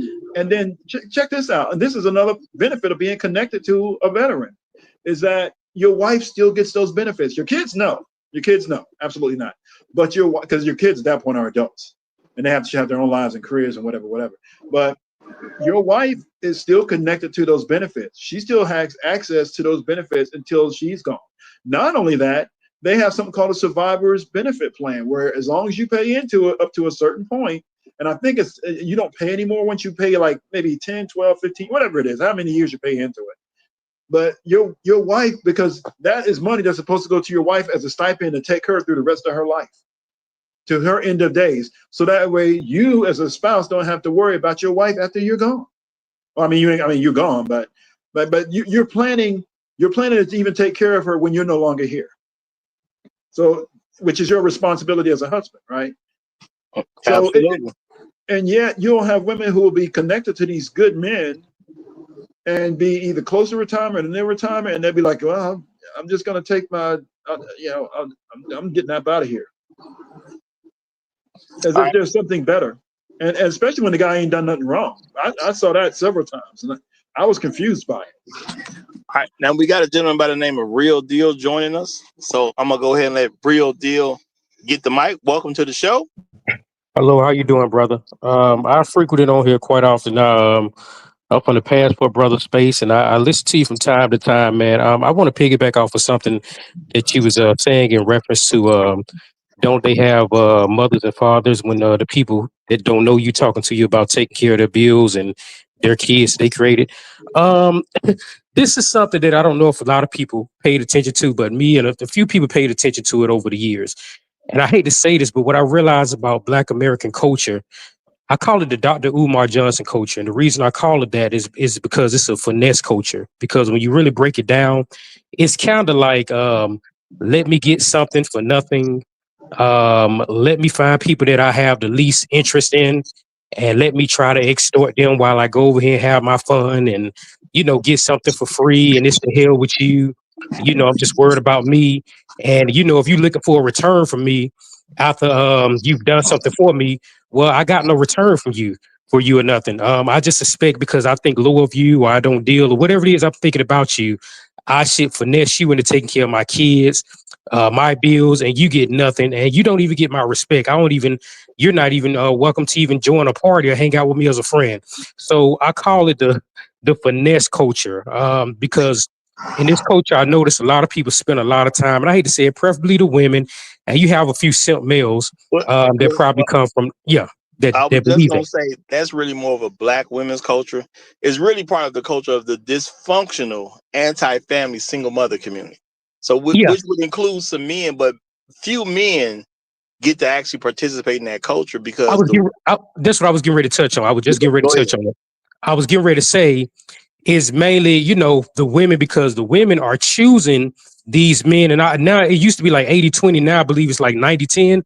So you have like this large percentage of women that is dealing with this small amount of men that they knew couldn't provide, but they didn't care because, let's just be honest, in our culture, if they find you to be sexually appealing, that's more important to them than long term or marriage or anything like that. If I must just be honest about it, so they know this and they go forth with the pregnancy. Now what they do is they spin around. I call it the finesse culture. Let me find somebody that I think likes me, but I know I like nothing about them or I won't deal with them. But they got their stuff going on. Hey, he look like he got good credit. I'm gonna try to guilt trip him and trick him into being like a Boyce Watkins or something like that. Hopefully he has low self-esteem and he accepts me and he's willing to play into this dumb idea that, Well, hey, he should look well, out for me. well, I gotta say, I get what you're saying, but I don't like false narratives. It's not that they don't find other men sexually attractive. Black women look for compromised men. They deal with other men who got their stuff together. Other men who got their stuff together just won't give them a baby because they don't want to have a baby by a bum chick. You know what I'm Yeah, saying? That's why you got 54% of black men right now who don't got kids at all. We're not interested in having a baby with a bum chick. yeah, If you, if she, I'm one of them. no, but I'm saying, but people keep trying to present it as a sexual attraction. It's not a sexual attraction thing. Black women worked hard to be the hoes of America. They worked hard for that position because it used to be considered white women. Black people, black women have earned the title of hoes of America because they have sex with some of everybody. So it's not like they're having sex with one group and not having sex with the other group. They're having sex with both groups. The thing is, one group you have men who are about something, and those men aren't giving them children like that. You have another group who really don't care, and the women are not going to pursue them about the children, so they'll have a baby with them. And that's all it is at the end of the day. They're sexually interested in both groups. But yeah, they do want to come into a situation where they don't have to fully submit to a man, even if they think they got to deal with another woman. Because, if they think they got to deal with another man, because at the end of the day, it was not her plan to deal with a man at all. She wanted to have her kids by herself so she can raise them the way she wants to by herself. The fact that she goes to another man eventually is just her succumbing to the fact that she ain't really do what it take to pay all the bills herself. That's her giving up. A lot Yeah, of but black men think it's something. It's her giving up. I don't want to do all this by myself, so let me get another man to help me because this too much for me. okay, but let's just be honest. Who is she? Who are they often coming to? They coming to the Boyce Watkins type of dudes, right? No. They're gonna come to those men because they have something. But what I'm telling you is they're sexually attracted to both group of men. They're having sex with both groups. It's just one group ain't gonna give them a child. And Now I agree with you on that part. Like, yeah, there are some of us, because I'm guilty of it too. I've slept with over 100 of them in my lifetime, and I've used protection. But at the same time, I also see what's going on. Yeah, that's true. Also, what you're saying, but also there's a large percentage of them that they're not interested in. Like, they ain't doing that with them at all, right? I only one I can make reference to is Boyce Watkins because he keep coming to my mind when it comes to this. There's the Boyce Watkins types out there, right? He just glad to get whatever he can get. So they're coming to him to be like, hey, accept me now. Let's do this marriage deal. Let's do this hookup deal. And somebody like that, he might be glad because maybe he didn't get none too often or whatever the case may be. Some of them brothers, I call them scrap takers. They willing to take the scraps. no, it's not. It's not that. A lot of black men will sleep with a lot of black women. The issue is y'all are making a one decision like it's their whole life. Boyce Watkins liked some particular chick and he took her and her child. That's on him at the end of the day. That doesn't mean women weren't interested. The thing is, men that have something going on for themselves, we don't accept stuff. So they can't get with us like that. I'm a That's single man. I've been single for a long time. Why? Because I won't take trash. How you gonna be my girlfriend and I don't like you like that? It's not that the men couldn't get no women. It's the fact that they're getting rejected. We don't want them. You're not good enough for me to take nowhere and say you my girlfriend. You're not good enough to tell my mama this my fiance. You ain't good enough to tell my daddy this the woman I want to be with for life. You're not good enough for that stuff. The average black woman is just not good enough to be a wife. I agree. And because we are so trained in trying to put stuff on men that ain't got nothing to do with us, it is a woman's job to be good enough for a man, not the other way around. True. So she not being good enough means she's single. A man being single means I haven't chosen anyone I like. A woman being single is don't nobody you like willing to take you. That's true.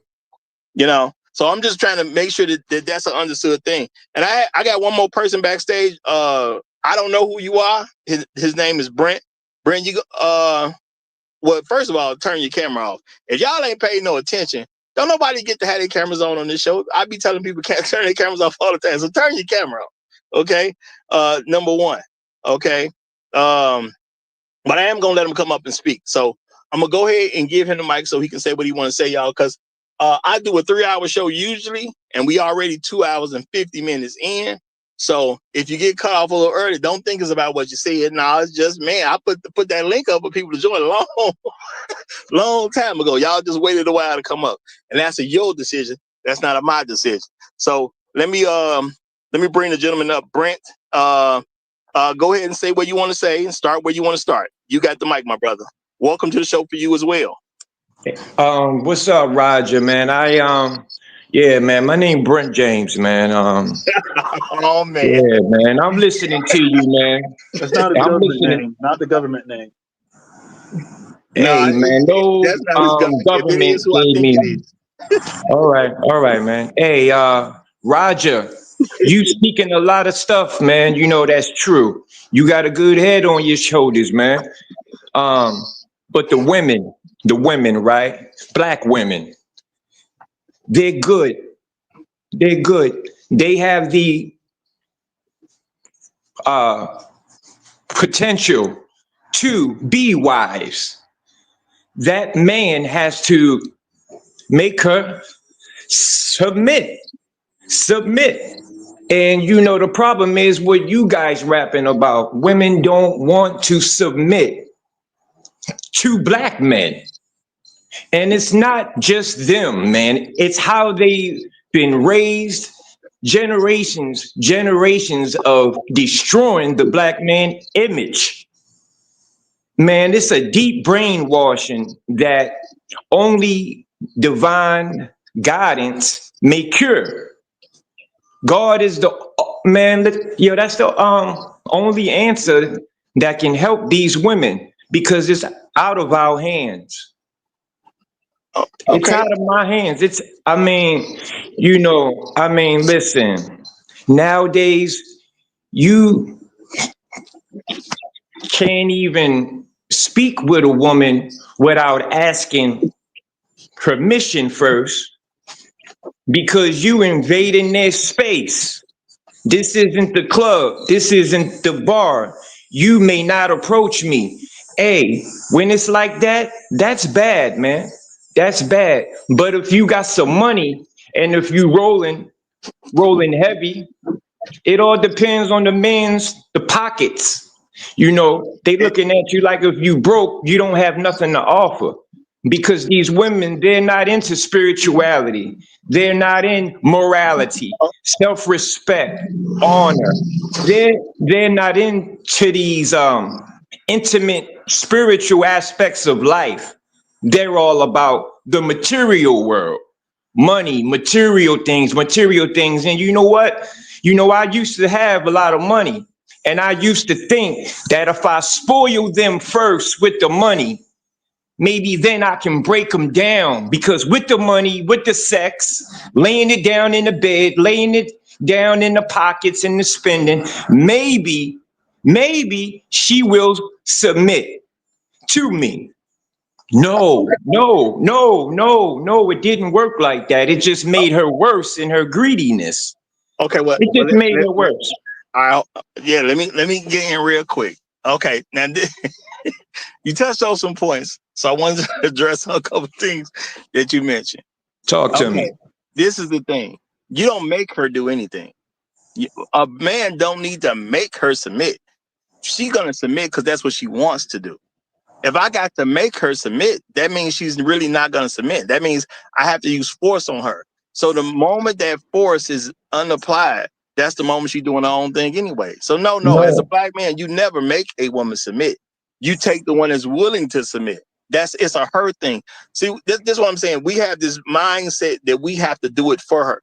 I'm supposed to meet the woman who's already wants to submit. If I gotta make her submit, she ain't the one for me. The only girl I have to teach how to submit is my daughter. I don't teach a grown woman how to submit. I can take that struggle on if I want to, but I wouldn't do that. No, I ain't making her submit. This a free country. You do whatever you want to do. I don't care about your situation that much. It just is what it is. You're not my woman. I don't care about your situation. You ain't never got to submit. These women in this, and like what the link reference, the woman who's 50 or about to be 50 and she poor, I don't care nothing about her situation. The women who got evicted from their homes, I don't care nothing about their situation. You know what I'm saying? I ain't worried about these. Let them do them. You know what I'm saying? I'm just not picking you. But I ain't gonna make you submit to nothing. If you ain't smart enough to submit on your own, you're not smart enough to raise my children. So my thing is, let's not take on responsibilities that we don't need to take on. Okay? Do you need some money? Absolutely not.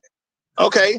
I did bring to the table a study that said, and this was a 2017 study. Y'all can check it out any year y'all want. I'm pretty sure the results gonna stay the same. But I brought this up because it was a 2017 study where they took a look at every woman who had a baby in the hospital. When it came to black women that had a baby in a hospital, 72% of those women had a child out of wedlock.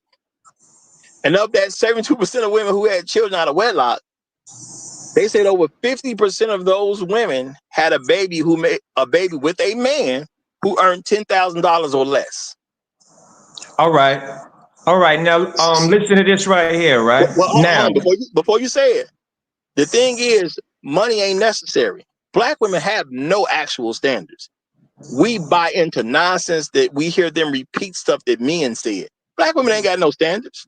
How do you have 72% of women in any particular year who have a child, they're not married, and more than half of those guys make $10,000 or less? You know how little you got to make even 10,000. So basically, they were saying they were having babies with men that had no legal wages.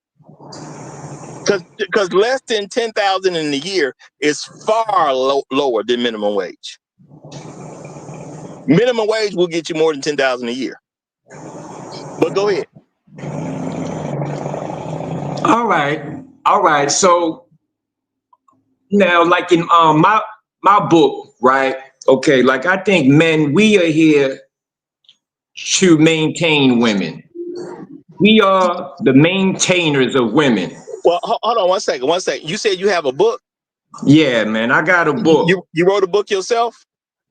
No, man, I didn't write my own book. I'm just reading out of a book. Oh, no. If you wrote your own book, I just wanted you to, say what your book was and let acknowledge you as being the author. That's all that was. If you had wrote it yourself, that's all. No problem, brother.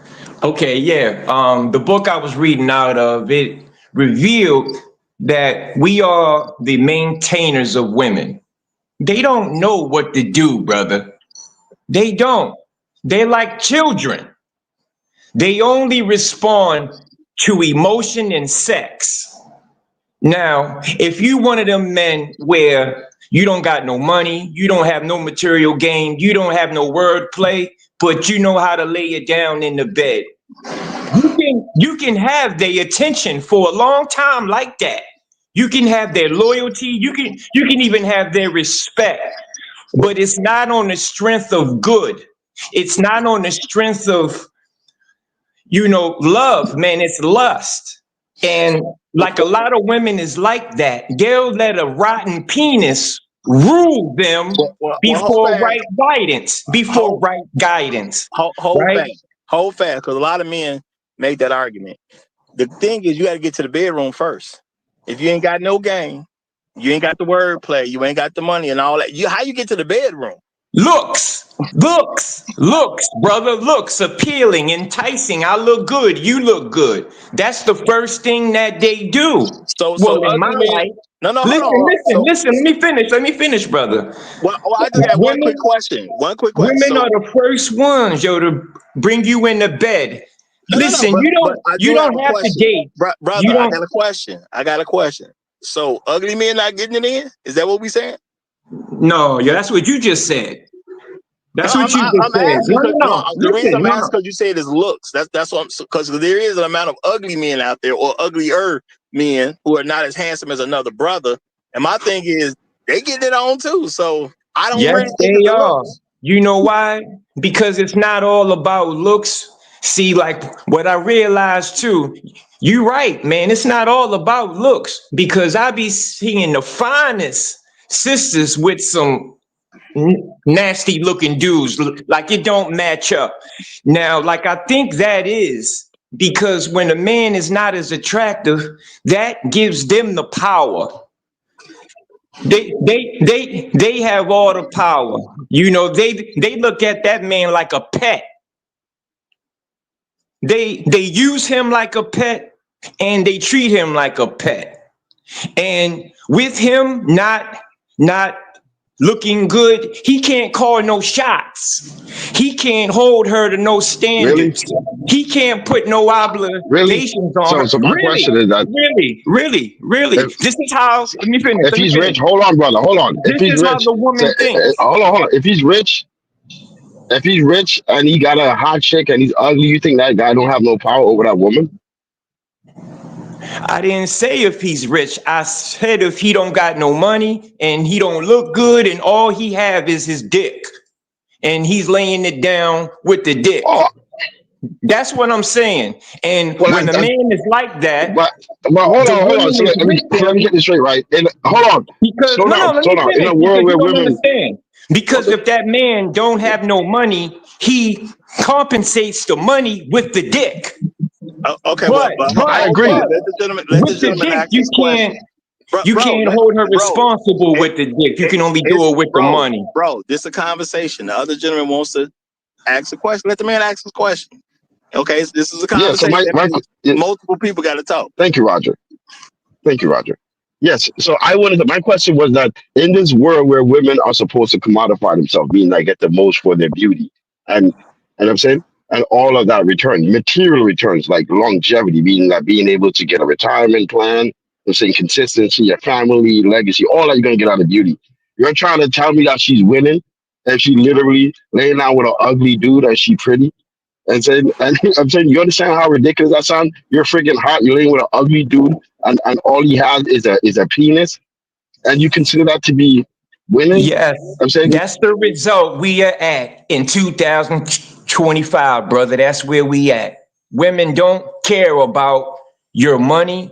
They only want sex and they want to feel like they're the boss. And when they're with the ugly guy that don't have nothing going on for him, they feel like they're the master. They feel like they that's a got the valid point. power. Yeah. That's a valid point. That's a valid And that's point. what it's all Okay, about. That's what it's all hold about on. when a woman is working in her I want to masculine reinforce your energy. point because I did hear. Okay, well, I did. I'm gonna say this real quick, and then I give it to you, no placeholder. Women don't have masculine energy. Okay, Yes. they're women. They don't have masculine energy.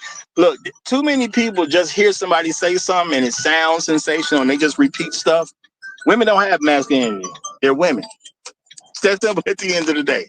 There's nothing masculine about them. Okay, they don't carry Authoritative energy. Authoritative energy is a part of masculinity. Okay. Authoritative energy. Okay. Not But hold submissive. on, but Roger. Not submissive Roger energy. said. Roger made a great point. Roger said that basically. Roger made a great point. You understand? You understand what Roger said? You just said I you just didn't. gave us an example of a type of. You gave us no. You gave an example of a type of male or female can be authoritative over. Okay, isn't that what you just gave us? A guy that literally, I'm saying, has a beautiful chick, and because she's so beautiful, I'm saying all he brings to the table is his penis, and she gets to have control over that male. But I'm saying, that's what I'm trying to say. You're right. So based on that. Yeah, based on that, how is that female going to be in authoritative position if she's purposely avoided men of power, only to find the weak and the most useless men to offer herself with, to herself to, just in return to so she can feel like she has power over that man? That's not Well, authoritative. Men you don't do just that. answered it Men don't do yourself. that. You just answered it yourself. You just answered it yourself, brother. Man, if And the man is But that's weak, he if the did man is weak, because this is the thing. If a man is putting down, if we talking about penis game in the bedroom, usually if the man put it down like the way you're describing, the man ain't having no problem with the woman. So how is he the one that's submissive? He the one telling her what to do because he putting it down in the bedroom. He the that's one what he got her. thinks. He has That, her car, taking her car while he dropping her off at work because he putting it down in the bedroom. That don't sound very submissive. That sounds very authoritative. That I'm gonna take your stuff when I want to take your stuff. I'm gonna drop you off. You go earn us some money and you bring it back. That don't sound like he in a submissive position. hey, let me put it like this. Women don't care about money nowadays. You know, them letting the man hold the car while he lays it down, he leaves and he takes the car. She let her son, listen to me, she'll let her right. son do the same thing.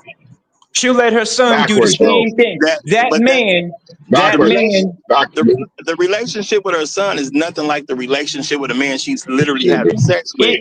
You are it no, is no, when the no, man brother. only Hold provides. on, brother. Calm down. It's gonna be all right. Calm down. Okay. The thing is, if I'm taking your car, not my car, your car, and I'm dropping you off at work, and I'm telling you, get in there, make us some money, and bring it back to the crib. I'm the She authority gonna at do that that point. regardless. No. You Hear ain't what I'm telling saying, her to do nothing. She already has her life bro. laid out. Bro, You you're no the no no one, no, bro. brother. You You the one becoming presented, brother. You're the one that presented that him having a good sex game was gonna make something different. You the one presented that. I didn't present that because I I think know, it's and I'm not. standing on it. I'm standing on it too. So what I'm So saying what? is, if his sex game is like that, that he can make her change, and now you just said she was gonna do it anyway. Does the sex game mean something? Is she changing because of the sex game, or the sex game mean nothing and she's not gonna change? Which one are we talking about? I'm trying to follow the logic. First you said the sex game will make her do something. Now you're saying that she was gonna do it anyway. Is the sex game making her change or not? Hey man, you making it really confusing. No, I'm just trying to Check this understand out your right logic, here. brother. I'm trying to When understand what you you're presenting. okay, when you dealing with a woman, nothing matters. Nothing is what it is. They're random. They can be high, they can be low. It don't matter, brother. It don't matter. Listen, I know that money and wealth nowadays, women just consume that. They play men who have wealth. They play them like Well, suckers. Men, let me yeah, but finish. what? Let me Hold on. finish. Let me Yeah. finish. Let me finish. Men who know how to work their sex, men who know how to entice women, because that's what these women are raised up around, sex. Sex is power. Sex is power. You don't rule them with your money. You don't rule them with your looks. You don't rule them with material gain. You rule them with your penis. It's the only thing that they submit to. It's Nah, the only thing that nah, they will get on their, listen to me. It's the only nah, thing dude. that The they white will man, get the on white their man has no knees. sex game. They will get on their knees Slow down, brother. for a man. Calm down, brother. Let The me white man has finish, no. brother. The You white cutting man me can't off. fuck this shit. No. I'm cutting you off because you say something that make no sense. Because when the white man has no sex game, but he basically rule all these bitches. I don't know what you're talking about. Hey, I yo, think it's like, dude, listen, brother, you you talking spend with a too much time man around who's women. had over 100 women in my life, and I'm a broke man. But I'm handsome. But I'm handsome Dude, and I'm respectable. And I'm a hold on, yeah, warrior. all right, But I'm a listen, hold on, brother, brother, I'm a well-educated man that makes over $250,000 a year, and I have not had sex with more than 20 women. I You don't see? care. And I'm an Okay. unlearned man with a 10th grade education with a big dick who hustles and know how to make money, and I got my own. You All see? right. So So what? I'm just trying to tell you, Women I don't don't use care up my about energy that on shit. useless women. All right. Listen, man, if you got a dude, you useless allow yourself to woman, be used by these women. listen, if you got a useless Nah, dude, woman, then you're useless. my wife You're is very good useless. at what she does. No, Listen, man, if you got a bad she's very woman, good. you a bad man. You a bad man. Bro, this is a conversation, which means other people have to be able to talk. Okay, Yeah. you got to let other people say something. The man trying to make Yo, some but point. he keep cutting me off because he getting emotional because he wealthy and he think he's supposed to have some type of way. That's not what happened. What he cut you off because number one, you're being long-winded. Number two, you're new here. You don't have the pub he has. He can do that because he been messing with me for a long time. He basically ahead of you in the line, bro. Basically, he got pretty privilege like a woman. He got pretty privilege like a woman, basically. No, he has Roger Report live privilege. He been coming up here for a while, and he been a supporter for a while. All right, He man. just got here. Listen, yo, we talking about women. We talking about women here. Let's just talk about the women and how to get them straight. You are just talking and don't want nobody else to talk in what's supposed to be a conversation. A conversation means more than one person has to be able to talk. You don't want nobody else to talk, bro. Speak. I'm listening. Bro, relax. Just relax. Everything cool. Relax, brother. Ain't nobody against you, man. We just trying to have a conversation. Yeah, okay? Exactly. Like we understand your perspective when you indicate that feminism has basically taught the women to boil the men down to certain element. The women that have been caught in that do that. They do just try to basically use men for money. They do try to use men for this and that. But the idea of them being able to play rich men is not a thing, bro. What I'm explaining to you is that yes, you might see one or two guys get caught up in the system, black men specifically, and mainly because they wanted that to happen. But the idea that these chicks are out here playing rich man is a fallacy, bro. They're saying they run into these chicks and they're leaving them onto the wayside. That's what's really happening. And so that's why you see them on the internet complaining about not getting outcomes. Then I'm saying they're not winning in any way when it comes to their so-called formula about saying and about using sex to control men.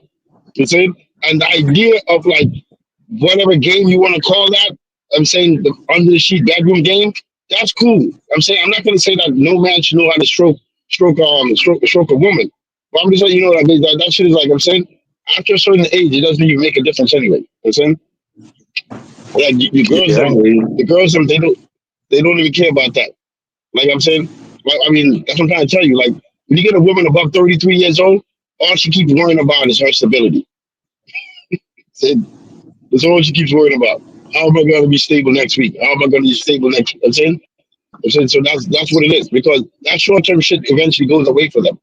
It really does. And they get to a point where they really do just want security simply for being girls. But anyway, the point I'm trying to get across to you is that, yeah, I'm saying that I agree with you that they say that the women do choose weak men on purpose. That much I agree with you. I'm saying we agree with that much. And I agree with you that they do, yeah, and they do grow weak men when they grow their sons by themselves. So that does create a cycle. However, for men that basically have their stuff together and have plans, those things don't really work for them. You know what I'm saying that just doesn't work for us. We just the idea of like I don't judge myself based on the volume of women that I've had intercourse with.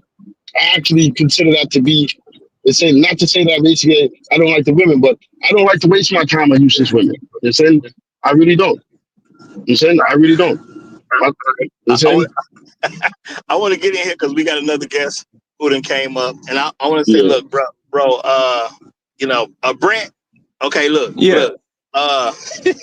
This conversation today is about black men owing black women something. Right now, you kind of talking about some sexual politics at the end of the day. I don't see how you're linking this to the conversation at all. Are there some women out there who are ruled by dick? Sure. It's a lot of stupid women out there. So sure, they'll let some dude hit it and then they gone because he hit it. But the thing is, you still got to hit it first before you can even get into that situation with a woman. You have to hit it first. And man, I don't know what women that y'all messing with out here, man. Hold on, brother. If you said the man only has dick game that's good, this lets you know black women don't have standard, because if the only thing he got is considered good on him is his dick game, and he haven't had sex with her yet. He had to do something to get in the bedroom the first time, which means she ain't got no standards. Now, what this got to do with black men owing black women, I have no clue. I just think you kind of off subject and you just kind of angry and want to kind of get your rocks off, but we try to have real conversations over here. Now, I'm not saying that's what it is. I'm saying that's what it looked like. You just kind of mad and you want to get your rocks off about what women are doing. We're talking about if black men owe black women anything, and nothing you have said seems to kind of go toward that in any kind of way. But No doubt.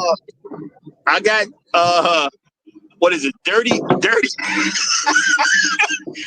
D with the STD has joined the panel. So let me go ahead and give him the mic real quick so he can get his opening statement. Yo, he must go ahead, Dirty he D. must be from Atlanta.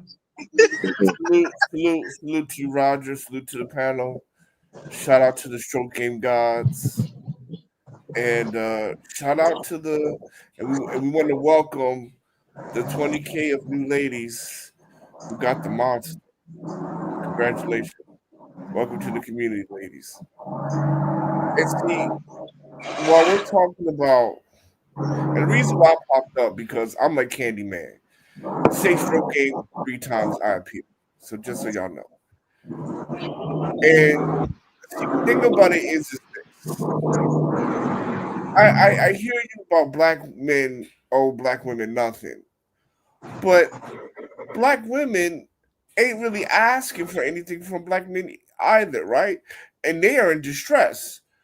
300K fired, right? Fired, gone. The fastest rate of people getting evicted of black women, right? And elderly black women too, which the news is not talking about as well, is a ongoing crisis as well, right? Since they don't need a man. And then on top of that, you have the Houston thing, you have the Atlanta thing, and then on top of that, they're still out here telling black men they ain't SHIT and we don't need them. But the reason why, for the black women that are listening to this, why we don't owe you anything is because you don't put anything in the community, right? And see, and these are the lessons that black women are learning now, and it's so late. It's about being an adult. It's not about having gender privilege or anything like this. You get in what you put out. And since you didn't put much into the community, right? The community ain't really gonna look out for you, right? You don't put much into your kids, so your kids ain't looking out for you. You don't put much into the men you dating, so they're not looking out for you. You said wholesale F all black men, so you don't get common courtesy from black men anymore, right? Because you're the most educated and quote unquote, you have outpaced us, right? You have outpaced us with your broke ass. And yeah, I'm going to leave it there for now. But when we're talking about stroke game right now and the crisis that black women are dealing with today, man, I don't know. I just don't get it. I'll pass the mic, but it's epigenetics, I guess. Okay. Yeah, y'all, and there's a smirk on my face, just so y'all know. Y'all let me know. I see conversations, but I didn't see no soup actually get taken. So if someone took some soup and I wasn't aware, let me know real quick. But I didn't see no. I see soup coming up. I ain't see no soup get taken. I'm just saying that. Okay. Now, my thing is this: black women are begging black men. When the black women say, "Well, if you want to go out with me, you got, send me $300 to my Cash App so we can talk." That's begging. It's dry begging. She not necessarily wet. She dry begging. When black women say, well, if you want to go out with me, you need to pay for my babysitter. Dry begging. She not necessarily wet, but she begging. Okay. When a black woman says, if you want to go out with me, you got to take me to this type of place. You know, you need to spend this type of money. She not wet. She dry begging, literally. All this stuff is forms of begging. If you really want to be a real man, you should help me with a bill. That's dry begging. You know, they beg all the time from us. Now, I can understand why you're saying they're not really asking us for something, but they are. They asking us all the time for stuff. And the relationship the relationship they have with other people should not affect my pocket. I ain't got nothing to do with your relationship with other people. You know, and the thing is, a lot of these women now, as a matter of fact, I heard someone say 30 was the prime dating age. No, 30 is a prime marriage age. You're supposed to get married in your 20s. When you're 30 years old, as a woman, you're an old lady if you're not married. You're supposed to get married in your 20s. And when you're 30, you're supposed to be already raising some children because you should have got married about 22. It's very difficult for a man to even understand what your purpose is if you're already past 30 and you're talking about marriage. Because men get married to have families. They don't get married just because I want an extra bill. That's not what men are doing. The average man is getting married to have a family, and that's it.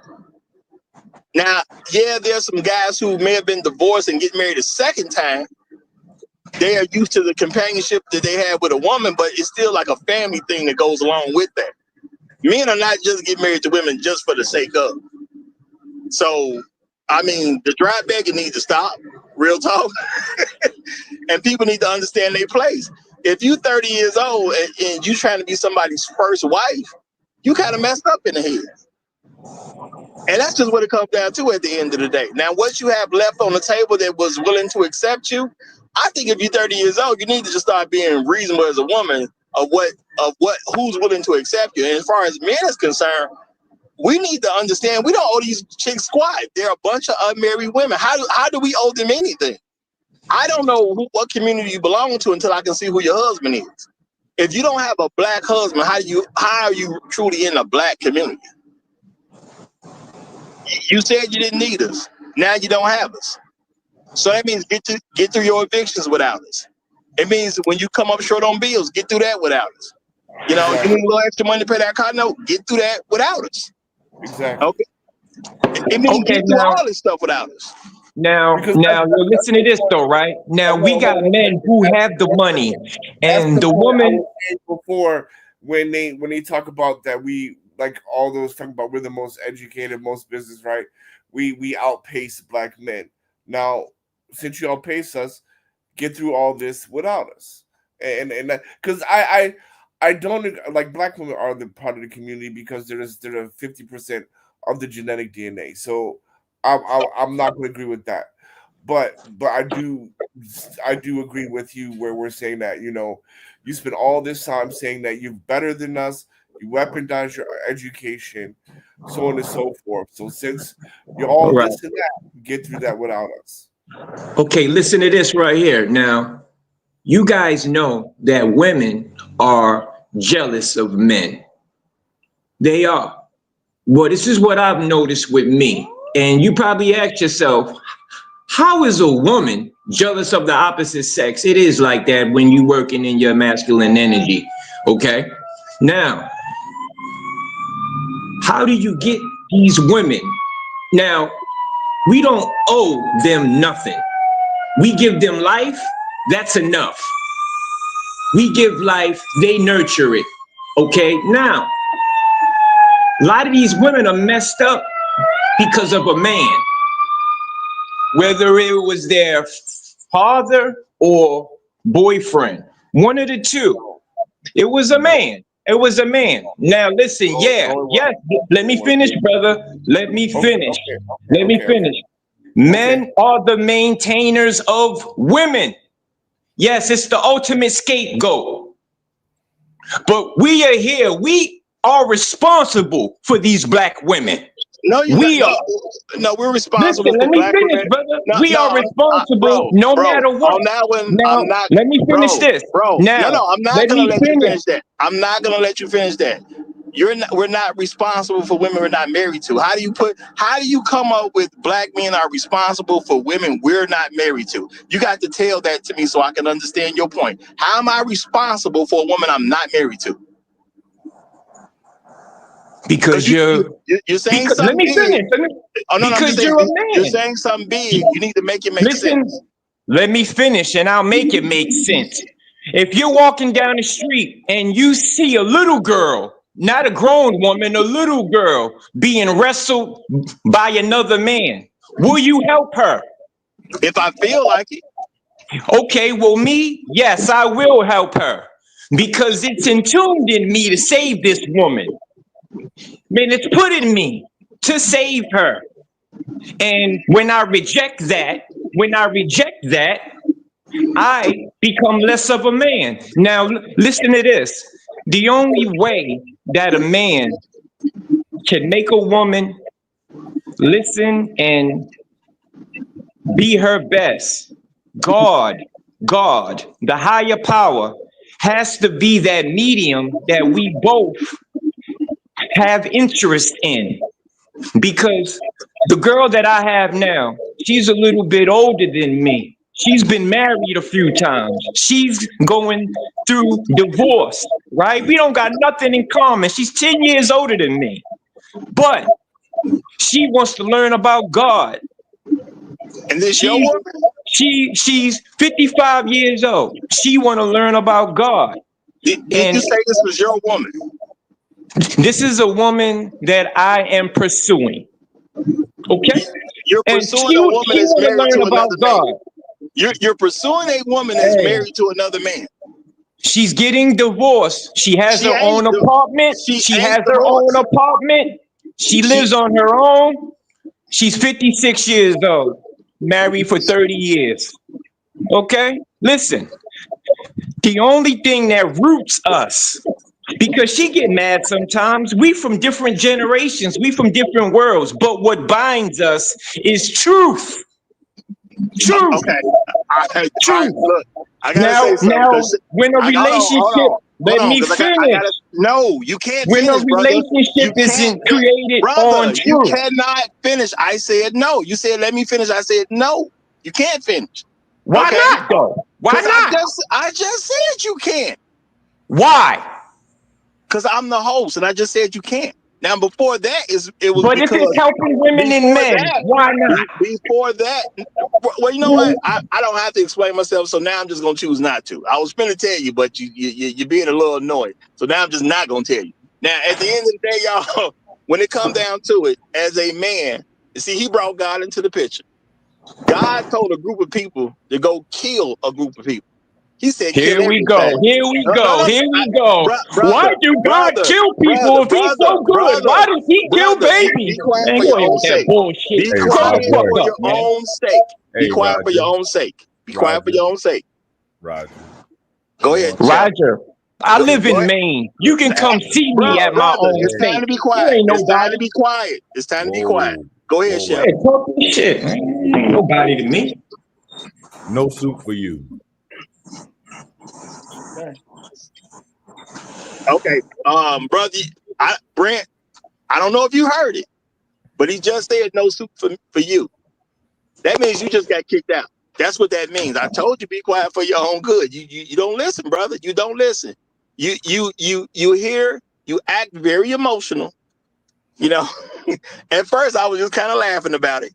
Okay, I'm just gonna keep it real, y'all. At first I did have a smirk on my face and I was kind of laughing about it. Okay. When Chef Mike came up, I was also, let me calm this brother down before it's over with, because he ain't gonna get it. But it is what it is. You know, the soup got taken, the soup got taken. Anything else you like to say, Chef? Go ahead, bro. Roger, there is a policy on the Roger Report Live that we do not offer soup to trolls. That's the second time you done that. You're not gonna get a third time, sir. Okay. Okay, gotcha. Oh, you know what? My bad. I didn't catch it. I hear you now, brother. My bad. Okay, you're right. I'm gonna talk off air about something to do a better signal. You're right. You're absolutely right, my brother. Gotcha. Well, I wanna say something to address that. So for the audience, so first of all, the reason why there's no father in the home is 100% the mother's fault. She chose to have a baby out of wedlock, 70 plus percent clip, almost 80% now, right? She chose that.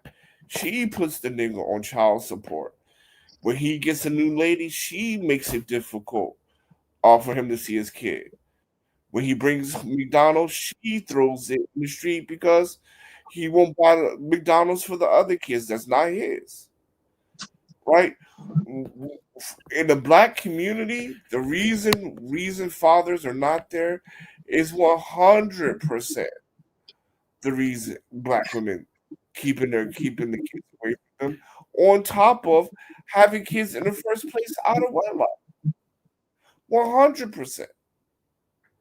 And second, would anybody help a little girl in the street with trouble? Yes. That is called being a human being and common courtesy.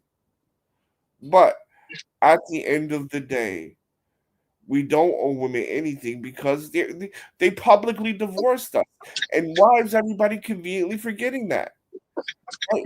They publicly divorced us on mainstream networks and now on TikTok and YouTube. Right? Niggas ain't ish. And that has been that way since America has been going on. So I mean, what's the problem here, gentlemen? All right, and let me say this real quick. Now, shout out to Brent James, aka Black Mud. What is it? Black Mud message? Now, time out. Hold on, Roger. I'm sorry. Wait. This troll came up here talking about stroke game and saying that men ain't nothing if they can't stroke a woman down, but he got a name that says Black Mud. If you don't get your somebody in the chat, please, somebody in the chat, get rid of this fool, please. Yeah, y'all heard that. Go on, get rid of them, y'all. Go on, get rid of them. Brother.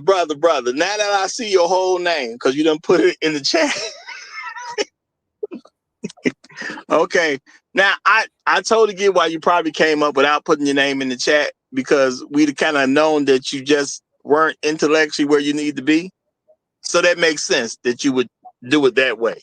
Okay, but we can read the name. We can read your name and understand you just not gonna be the sharpest knife in the drawer, which is why not like us. That's why we are having a conversation and you let nothing to the conversation, bro. And I tried to let it go for a while. And I'm not going to lie, y'all. I was smirking back here because I was like, we almost at the 3 hour mark. How bad can it be? And I'm over here smirking and whatnot. You know what I'm saying? Real talk. My bad. I didn't pick up what you was trying to tell me, Chef. I didn't pick up on that one. So my bad about that. I'm going to make sure I pay attention better so I can pick up on certain things like that. Or I'd have been got rid of. So my apologies there, brother. My apologies there. But bro, I mean, real talk, you still think you can control women with your dick. I have told y'all before, y'all, women have literally cheated on men with big dicks, with men with small dicks. Now, women have told me this. Multiple women have told me this who don't know each other. I mean, right now, his woman is cheating with him, right? Right now, she's cheating because she's still married. Right. Well, I mean, he does have a. And you up here asking men for blowjobs? Crazy. Well, all I'm gonna say is he's very concerned with dick game for some reason. Now, I'm just gonna assume that a man whose dick game is cool don't have so much concern over other men's dick game. That's how I'm gonna assume. You okay? Because all I'm gonna say it's not a good look being a 50-year-old married woman asking other niggas for blowjobs. Not a good look. Yeah, and the fact that when he started describing his woman, he starts with, "I'm talking to this woman going through a divorce. Why don't you just let her get the divorce done first?" Okay. And then he's saying she want to learn about God. Wait, what? Wait, what? Wait, what? We not gonna just slide past that like you didn't just say that. Like wait, what? Your woman is getting a divorce from her husband. So you in line to take over a old biddy and pay a old bill and beat up some. Goodbye. That's why he asking for blowjobs. Roger. That's why he's out here asking for blowjobs. Roger, you ain't. I ain't asked for it. Why I'm taking strays? I didn't ask for it. Okay, I didn't know it was gonna get that bad, y'all. I'm gonna say this right now. I didn't know it was gonna be that bad, y'all. And you know what? He said something about to no placeholder about being emotional. I'm just sitting here like, bro, do you not understand you the emotional one on the panel right now? Yeah. I would be Roger, because if I'm dating a woman that's 10 years older than me, and you know how bad my life got to be. God damn. So I ain't mad at her, man. I ain't mad at her. Hey, I guess somebody got to hit it. I guess somebody got it. Look, man, if I am dating a woman that's 10 years my senior in my 40s, life is real bad. And then on top of that, asking niggas for blowjobs too, man, y'all need to pray for that nigga, man, because he don't waste your prayers. Don't waste.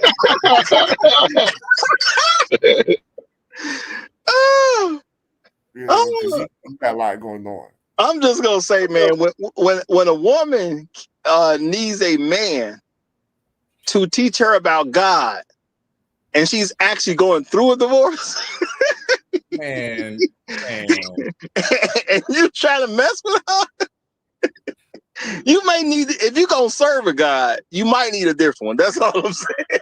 Exactly. If you're gonna serve a God, you might want a different one. Hey, look, brother, if you still listen, I ain't even mad at you, okay? It's my fault. I let you up, and truth be told, I don't know what came over me, man. I was laughing in the background. I put myself on mute. I had this smirk on my face, like, this dude talking crazy. I don't know why. And I thought for a second he was going to be able to kind of swing it into something intelligent, because he was like, yeah, I've been listening for a while. Y'all talking some good stuff. So I thought he was going to kind of swing it the right way, and it just never happened. You know what I'm saying? I don't know what that was. I guess that was me holding on to hope for that man. I was holding on to hope that he was going to kind of get it together, man. And it just didn't never happen. So, yeah, my apologies, everybody. My apologies. I thought he was going to be able to get there, but some people just can't get there. Now, hey, brother, again, it ain't personal. I ain't mad at you. You may want to start looking at the topics of the show and make sure if you're going to talk that you can actually focus on the topic of the show. And remember that this is a conversation, so I have to let other people talk.